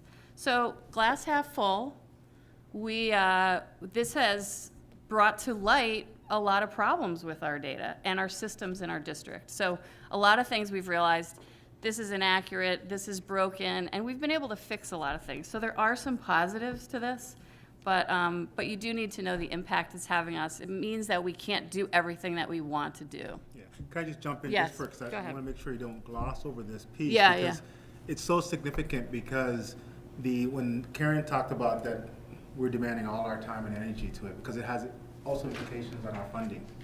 So we got directed from the state, and we have to meet their expectations, and they're often providing you new challenges with misinformation, and they need to report to the feds in order for us to get our funding. So they're saying, if you don't get that done, you don't get your funding. So it's like all hands on deck. So when I go and ask for a request from the data team, they're like, you want me to do that, or you want me to finish doing that? So they've been kind of working on that full speed. And it's the same for all districts. We're in the same boat. But our team has really been sort of sequestered just to, in that little room to do that. So very thankful that they've spent evenings and hours to try to wrangle this, so. Yes, yes, and I had a few slides in here to attempt to show, illustrate the complexity of what's going on and the magnitude of this, but I am just not gonna do that to you poor people, so I'm just skipping right over that. It's just not okay. Oh, come on. It's just not okay. And I took out that whole big thing I showed you. That was Well, yeah, I like that one, though. this one. Yeah, well, we'll do. You guys, you can look. You have it. You can look at it and tell me. It's like a Rorschach test. Tell me what you see when you look at that slide later on. So this is my favorite part of what I'm here to talk about, which is our school-based work, which is what's really relevant and meaningful. So this is exciting. This is my favorite part of my job. Imagine, if you will, that you've got teachers and principals in schools, and they have class lists, and maybe this teacher over here has a bunch of assessment data on their students in their classroom, and another teacher over here has the same thing just for their students. You've got an admin assistant with attendance data in the front office. You've got a principal who's dealing with suspensions. You have EL and special ed teachers with special information on students. It's hard to get your arms around all of this and bring it together in a meaningful way to make decisions and get a picture of what's going on. So that's exactly what we did this year. We really worked to create a data wall for each school. Each K-8 school this year has been given a digital data wall that marries all of that information together in one easy-to-access place for every student in their school. So it has demographic information, it has a variety of achievement information, including some past history so that you can look at growth for students over time. It has behavior information and attendance, and it's just a place where people can go to really get a handle on their work and use data to drive good decisions. And so this has just been something that has been a big focus. And then I've been meeting with the coaches and interventionists from across the district as well. And we've been looking at these data walls. I've been teaching them how to use them, to filter and sort and really be able to quickly pull up relevant information for different teams in their school building or ask and answer important questions. And so this has been a great group. We're meeting again on Monday. And what we've done is supported them in going back to their buildings and really facilitating high-quality professional learning community conversations around data, maybe leading a leadership team meeting or a staff meeting around data in their school. And then what I've done is gone into the schools and supported them as well, just attending meetings with them or sitting down with them individually and helping them with specific questions that are really just pertinent to their building. So this is a source of joy for me. It really is, because it really feels like it's making an incredible difference. Another couple things I just want to touch on is placement for equity. We just did a training of all point people from every K-8 school, and with a placement tool to help us do class placement in a better way using data and lots of different information so that we can have more balanced classes, and that way we can better serve all students. And then I'm super excited about restorative practices and the impact that that is going to have and is starting to have on our school climate and on our discipline practices. And as you know, disciplinary practices really can adversely affect our marginalized subgroups of students. We know that that can happen here and it can happen across the nation. So it's something that we really need to pay attention to and we really need to be accountable for. So I've put a lot of energy into trying to ensure that the data that we are collecting is accurate so that when we sit down to look at it, it has meaning for us. I've been working with Student Support Center folks who enter the data to try to get consistent. The great news is that this year, even though we talked about it for years, we finally have moved to entering everything into one database. Before we had it in different places, so it was very hard to use.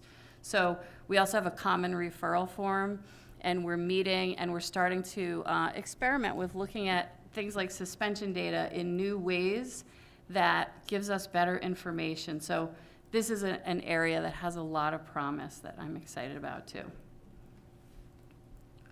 Okay, I'm almost done. So what's next? I love these guys. They're looking at a zip line thing. So what's next is I plan to continue that work in the schools with teachers, coaches, principals. That is the work. And so to me, you know, data is not a lone person sitting in a back room crunching some numbers somewhere. It's really about teamwork. It's really about bringing people together and empowering leaders and putting together effective teams and using evidence so that we can work really well on behalf of our students. That's my passion. That's what I will continue to do in this role. And I just can't wait for what's next. When I have one more slide here where I'm just listing some of the upcoming projects that I know that are happening, like better collaboration and integration with after school, summer school, and preschool that just hasn't happened before, improvements in unified classroom, and a redesign of our equity report. So the common thread here with all of these is that they're all about collaboration and teamwork and building relationships. So thank you so much for your time and for listening, and I would love to, even if not now, get your comments and questions. Thank you, Karen. This is the work that we want to get to, but I'm going to ask you to go back to that one slide. Really? Because I do Which want one? The one with the numbers. The crazy one because that I... That's the one that's preventing you from getting to all this work, and people need to know that your team is locked in the room. Give a quick synopsis of what this represents. So this, this is just I've seen, poor Gloria and I have seen this thing over and over again because it shows up in our email, 17 times a day. This is the report that we get back when we submit a batch of files to the state, right? So this is actually, this report was due on March 15th. We've been working on it since then. We've been correcting errors practically full-time since then. You can see the magnitude of, like, there are tens of thousands of rows in some of the different tables that are listed there. Those are the names of tables, and hundreds in other ones. But and then you can see the errors in the right-hand column that are also in the tens of thousands. And what's going on there is that these tables are all interdependent with each other. So you just have this crazy cascade of errors that is very hard to track down and fix. And as I showed you, we were looking at an 8-page database query that is just so complicated. So it's just, it's hard to understand the complexity and the magnitude of what this work entails. So I appreciate that. Well, look at number 14. 14, go right across to the last row's error records. So there are 15,000 errors. And that's on just this one page. So that team has to figure out each one of those errors. They gotta find it, and then report it back, and then they come back. So a lot of time is spent on just tedious work, so that we can't get to all the other slides that you talked about to get to the good work. So I'm hoping that things are being resolved, and it's no fault of our teams because they're getting misinformation and stuff, but that's what's kept them from getting to the work we want to do, so hopefully. we'll We get are there. doing such a good job staying positive and doing the best we can to balance this with our other responsibilities. But really, like you said, we don't have a choice. We have to make this work. So hopefully it'll get better. Yeah, Yeah. all right. Yeah. Thank you very much. Sorry, Oh, did you have a question? Oh, no, Yeah, yeah. I don't want to get bogged down, but will you be available to come to some of our committee meetings? 'Cause Yes. I will have questions for you, and this is just kind of touching the surface, so. As long as they're not questions about this slide. No, yeah, so I think we are implementing some things around data requests and attendance requests for the board and for committees. And so, you know, we've been working on that. So I think we'll have a better process for making those kinds of requests that's a little bit more organized. And so, yes, Yes, hopefully. we certainly want to, Karen's in high demand Right. from our staff Yep. alone, as well as board members. So we're trying to find an organized way that requests can come through, and then we can try to parcel your time. And that also gives us some data, too, in terms of what kinds of Right. things people are asking for. Then maybe we can be Right. forward-thinking in terms of preparing those kind of reports. So certainly, we'll have the opportunity to come in and talk to you in more detail at committee, so if you want to submit that. But look forward to the structured way we're going to be able to collect information from everyone. Mhm. And then we are planning to report some data in May. May, As well yes. to the full board. Right, So so she'll be back. I'll be back. Yeah, good to by see you. Popular demand. Yeah, thank you. All right. Okay, moving on to the next item. Bonnie Johnson Aiden. Welcome. I like fell asleep. I have mine. Wait, that's up there. I'm not reading Oh, it. you're not. I have it. Okay, so I know there was requests along with Karen. Now this seems like staff night, so it's great for Bonnie to come and talk a little bit about her role. And there are so many facets of it. So I've asked Bonnie to kind of outline some big chunks to kind of share with you, and then leave the opportunity to. I know she's going to give you an invite to come and work with her and see what she really does. Anytime you throughout the day. want. So hopefully you'll take her up on it. Okay. All right, again, I'm going to just thank you for being here. Thank you for inviting me. And there are a lot of pieces to my job. And what I wanted to do, because what we know is that the best learning happens in dialogue. So I gave you an outline of what I do and sort of the big areas. And I really will invite you to ask me questions as I go along, because just listening to me talk won't really give you the flavor of what this job entails. So, again, Bonnie Johnson Aiden, and I have been in this position since January 2017, so not very long. And I am still in the process of learning what it is, because it's a pretty big job. For those of you who don't know me, I've been in this district now for 16 years, thereabouts. I was the first diversity equity coordinator back in 2001, I think, something really outrageous. Oh, no, 1997 is when I started. Very good. I'm impressed. history, yeah. Okay, that's good. And then most recently, I was the Edmonds Middle School principal, where I was for 10 and a half years, which is a long time. I miss my middle school students. Isaac was one of mine. But I got principals instead. Just like middle school students. It's really fun. And I actually am really enjoying them. So my job, as I've said, I've outlined some of the big pieces. And the way I see it is it's pretty exciting. I wish I'd had one of me when I first took this job as a new principal, which I didn't. One of the things to know is that the principalship is pretty isolating, particularly for our elementary principals who don't have assistants, and they don't have anybody that they can run things by. So my job is really a balance of support and accountability. And when Superintendent Obeng proposed this, one of the big things that I think he'd noticed in his short time here was that there really was no district alignment. We were a district, but we really operated like basically 9 individual schools, sort of more like a supervisory union versus a district. And it's pretty easy to do if there's nobody really making sure that some of the initiatives throughout the buildings are being supported, and there's some consistent accountability, because the job of the principalship is so, you're so busy, and there needs to be somebody who has that sort of balcony view and keeps reminding you of what it is that you need to do and how do you stay on track. And I provide that to principals. Particularly, one of the things that's happening is the job itself is really complex. It's gotten more complex over probably in the last 25 years.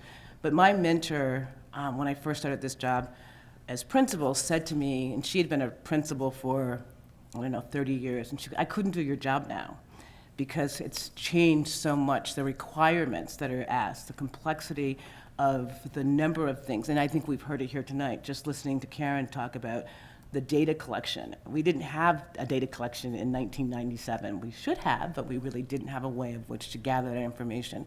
So now all the things that we're being asked to do makes the job that much harder. The other big piece that makes it harder is that there's been this shift, probably in the last 25 years, of principals not just managing buildings. They are instructional leaders. It's really important that they are in the classroom. And the only way to get them in the classroom and to be consistent and make sure that our kids are getting what they need. And so I think my job really is in benefit of students, making sure that our principals who have these complex jobs get into the classroom and can improve, ensure that our kids, our students are getting the best instruction possible. So that's sort of a big kind of overview of what I do. I can go through some of the core areas and then speak to those to a certain degree. As it says, I mentor new administrators, and one of the reasons that that also works is 3 or 4 years ago, the state, the AOE, or actually the legislature came up with Act 20 that requires that every new principal have at least 2 years of mentoring, if not more. But that's now a requirement, and so we would have to be providing that service in some way. It's nice to have it be in-house. It's somebody who knows what's going on in the district and can support the various work that happens from building to building. I meet with my principals, I call them my principals, they're like my students, every other week. And what's really important and what's been really great for me is I love the student piece. And because I spend as much time in buildings, when I go, I'm usually with a principal anywhere from an hour and a half to 2 hours, sometimes longer. I will occasionally hang out with them and do lunch duties. We walk the halls. I know kids. One of the reasons I do lunch duty is it helps me keep my street cred. It's very important that I can do lunch duty, because if you're a principal, you have to know how to do lunch duty. I also get to see kids that I, have known for years, and also new ones. I love the elementary kids who are always really curious about who I am and why am I walking around with their principal. And we talk to them. I get a chance to talk to them. I get a chance to see principals interact with the students. So I help them again, and support them really. I do walkthroughs with them. I do observations in terms of improving their practice as it relates to classroom observations, faculty meetings, leadership teams, all the places that have, the research is very clear, that have high leverage in terms of really moving principals to be solid instructional leaders. And so that's the goal. We look at data, we look at program needs as things change. This morning I was at Champlain School looking at next year's grade configurations. Are they consistent with what's happening throughout the district? And what's the rationale for changing things or not changing things? After that, I was at an interview. We were looking to, we have a bunch of elementary openings, and so all the principals are together and really working on creating a group of administrators who support each other and understand the district vision. And one way to do that is to continually work together and support them. I gave you an example of a monthly newsletter that I hand out, that I create, and I do that monthly. It's a place for one to sort of cheer principals on, because it's really important, because this work gets hard. Support them, suggest things they can do with their faculty, but also a place to give them information. As Karen said, one of the things that we've been working on most recently, which is really exciting, was just a district-wide equity placement process. so that it's happening across the district. And that's pretty exciting. The equity work is exciting. It's obviously, as I said, one of the first jobs I had was doing that work in this district. So it's exciting to finally see that we're making some changes and recognizing that the equity aspects of our work isn't just talking about it, it's actually looking at policies and making sure that our policies support the work that we want to be doing. So working with Karen and working with the principals has really helps us put, sort of do more than just talk about. We actually learn to walk the walk around equity and what that looks like. And we'll continue to do that in other aspects as it relates to policy changes. Of course, we'll come to you with that.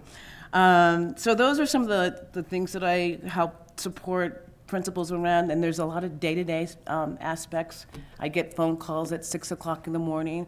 This morning, I got a call at 7:15 from a principal who wanted to talk through an issue, and I talked to her for 40 minutes on my way in from Montpelier this morning, just to give her some perspective. And so the day, I never know quite what my day is going to be like. It does remind me sometimes about like being a building principal.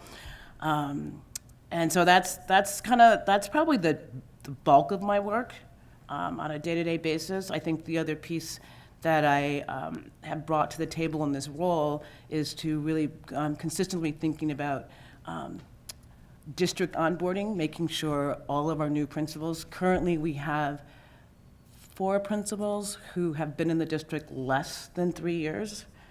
There's a pretty big learning curve, and as you heard, or hopefully tonight, next year we'll have more, and those principals will need that support. This is a big district, there's a lot going on, and as the work is just, it's nice to have somebody in which you can bounce things off.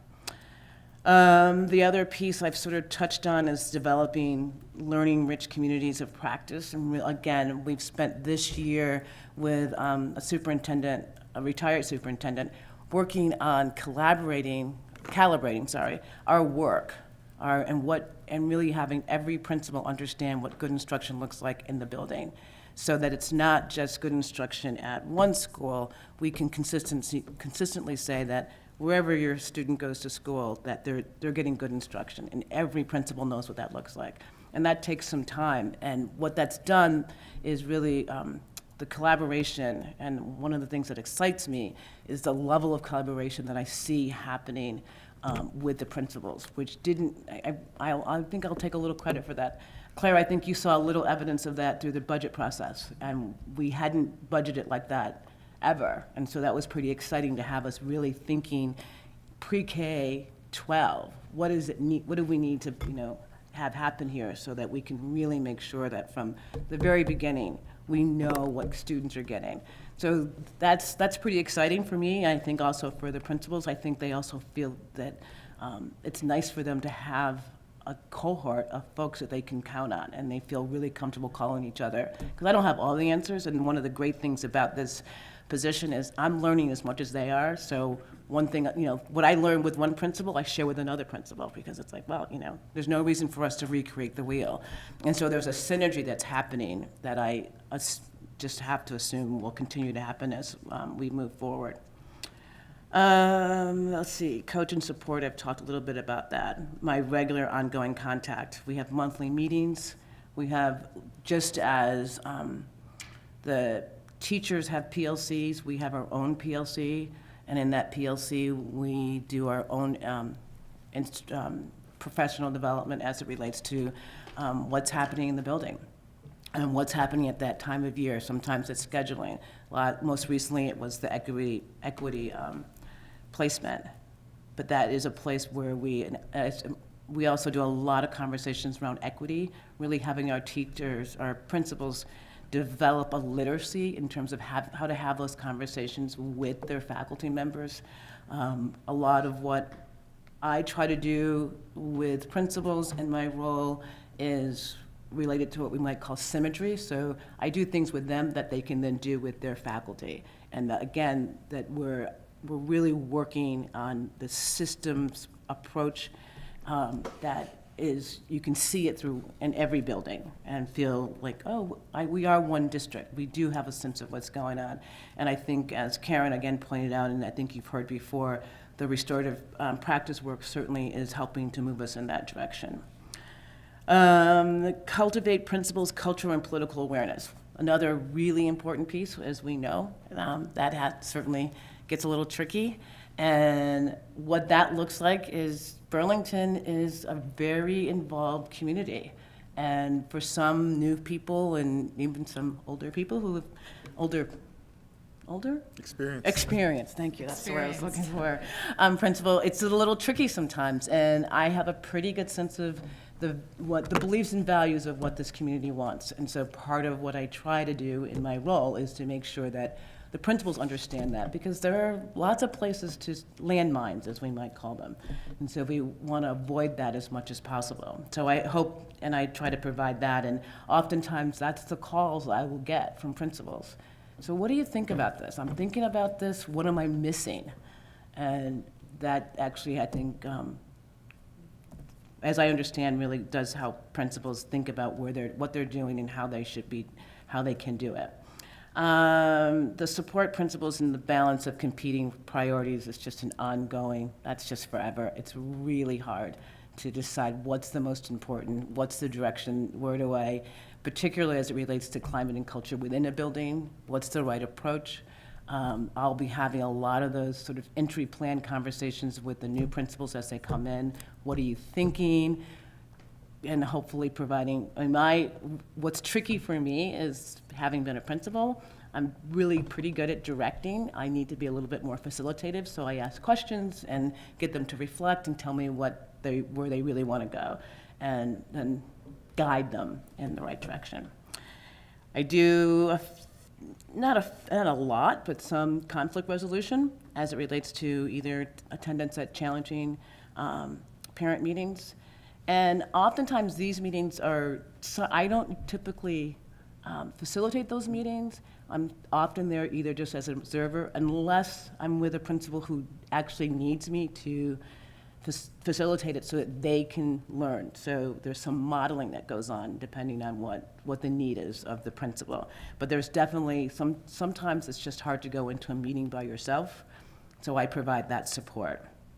And then, of course, we do deal with our contract issues as they come up. And I'm pretty familiar with the contract, so I provide that level of support.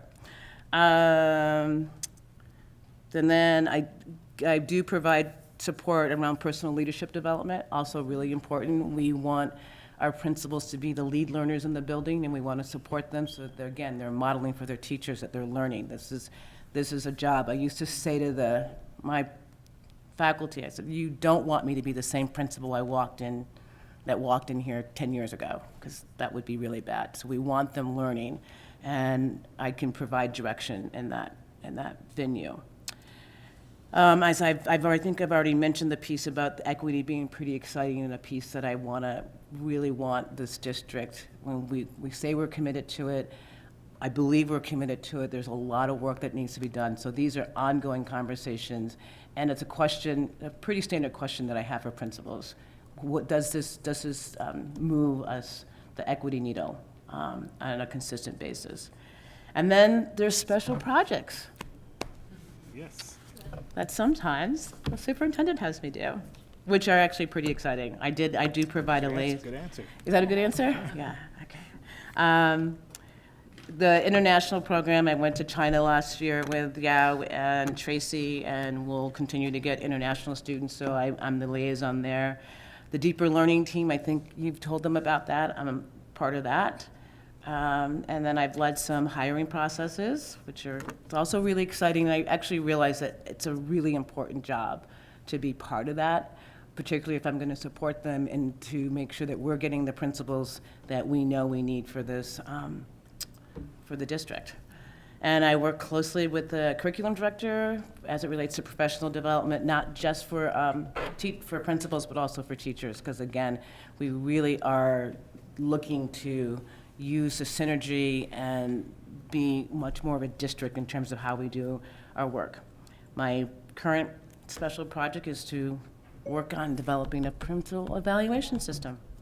So, any questions? I sort of went over that really fast, but, and again, as Yao said, anytime you want to come hang out with me, please do. Yeah.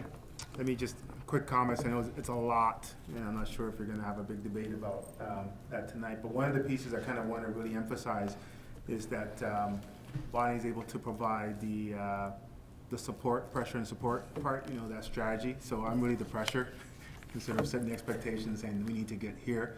So principals need some level of support in order to be able to meet those expectations. When I first arrived, my analysis with administrators, they gave me that feedback in terms of, oh my gosh, we don't know what to do, we need help this, we need help with this, we need some direction around structural needs, we need some support around management, all the compliance pieces. And at that point, one of the big pieces was around even the financial structures, going from central to the school level, and that takes away from the work we want to do in the class. So there's a lot of alignment pieces that need to happen. So Bonnie's been able to play the pivot in terms of in our exec meetings to bring back information from the field saying, hey, this is what principals are talking about. We should develop a procedure or a policy around this and try to do that alignment. And it's good for them to have that extra ear.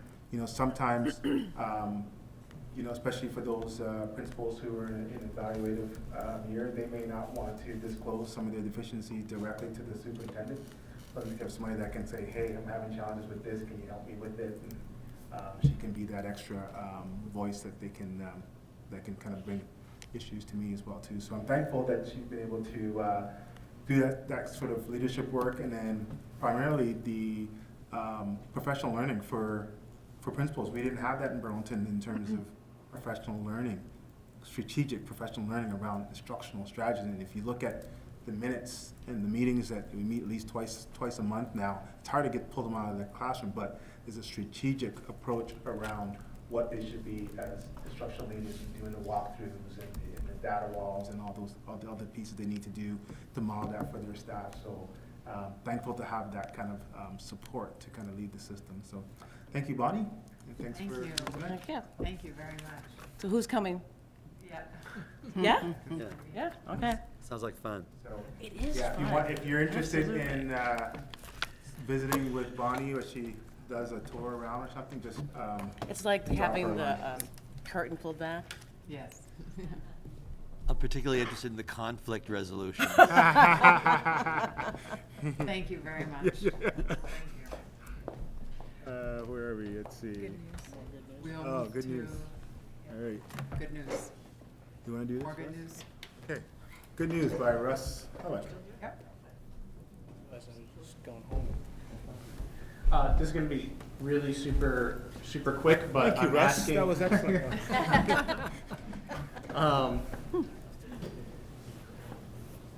This is another DELT initiative. So we just did Beyond Black History Month, where you saw we had hundreds of people attend. It's a great event. This is another initiative that's being planned by DELT in conjunction with the Mental Health Committee. This is a community health and wellness fair, and I'm just here to beg you to push this out to your constituents on social media, Twitter, Facebook, whatever you do, however you talk to people. This is a totally free event, and we just want people to come and learn what is available in the community.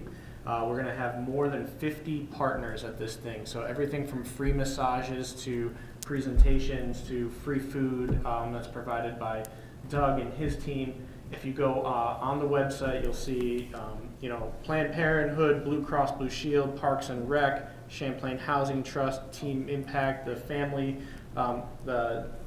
the Family Room, United Way, City Market. So anything that you can remotely think about is health related. So it's twofold. DELT really wants to get everybody in a room to look at these services, but we also, as we do budgets every year, we talk about how the school district is expected to do more and more and more each year. And so DELT's and the community health sort of mission behind this is, let's reconnect our community with those services that are in our community. And maybe we can take a little bit of pressure off the school district, and we can play that role of being a liaison. So next Tuesday, 5 to 8 here, be there or be square. Please help us spread the message. Thank you.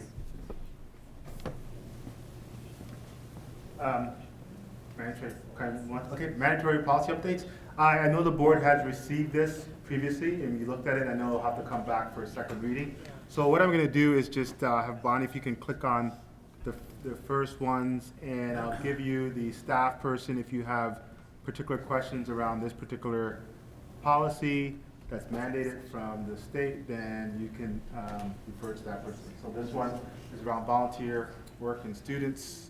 So if you have some questions, please contact Nikki Fuller, and she would be pleased to give you any responses. And we can look at if we need to make any adjustments before it gets to the second reading.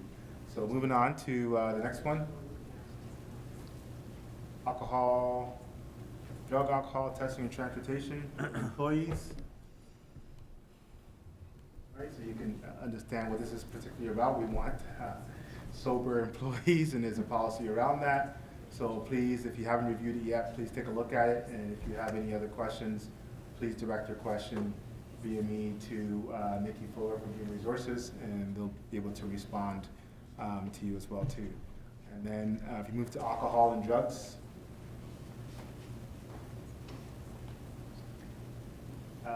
This one is sort of sponsored by Laura Nugent, our Director of Student Support Services, and she's been working on this. This is directly from the state mandates, but once again, please review this one as well too, and if you have any specific questions, you can direct them to Laura, and she'll be able to provide some details.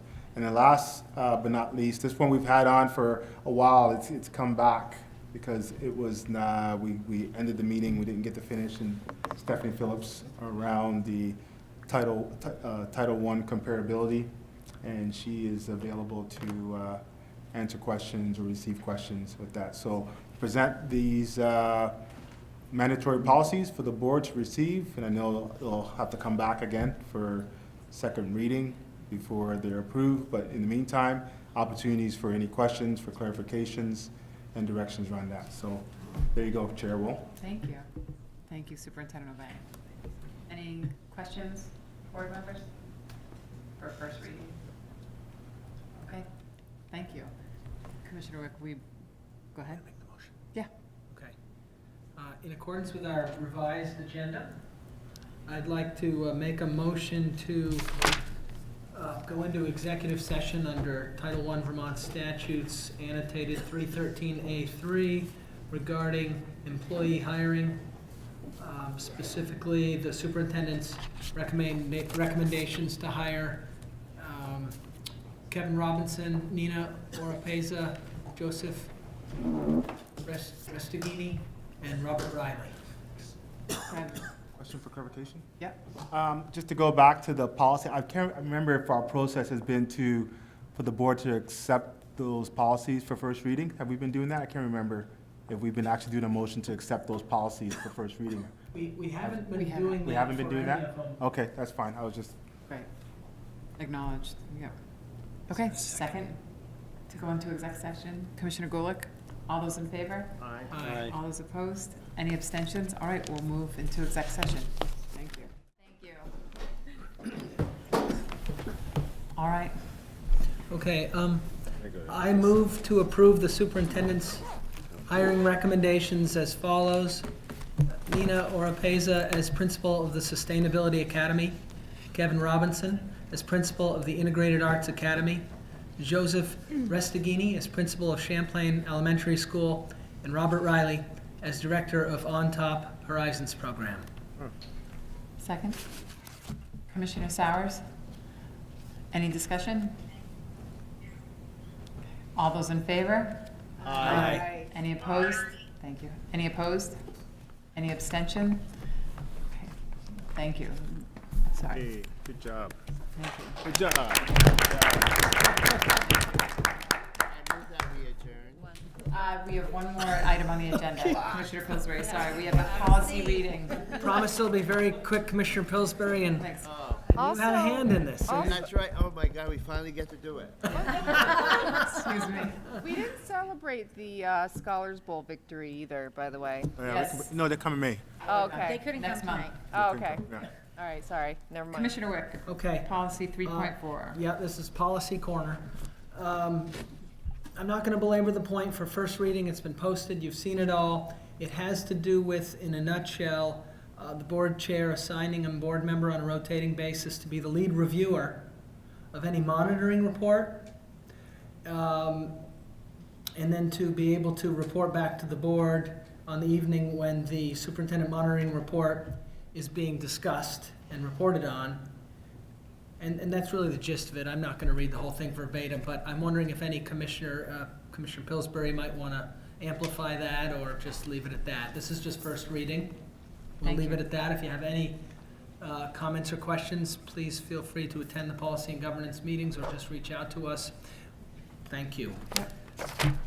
Moving on to second reading, 2.11, stakeholder communication. Again, you've seen this before. You saw this in the February regular board meeting. The committee has further reviewed it. We haven't made any changes, and we propose it. So I would resolve that we adopt stakeholder communication, accept the motion, waive the reading, as written.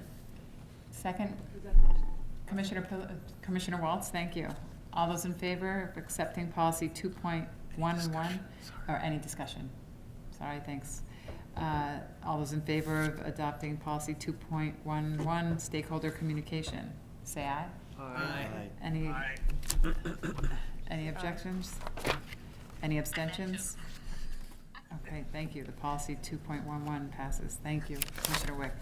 And do I have a motion to adjourn? Commissioner Pillsbury, second. I second. Second, Commissioner Gulick. All those in favor? Aye. All those opposed? Any abstention? Thank you very much, everyone.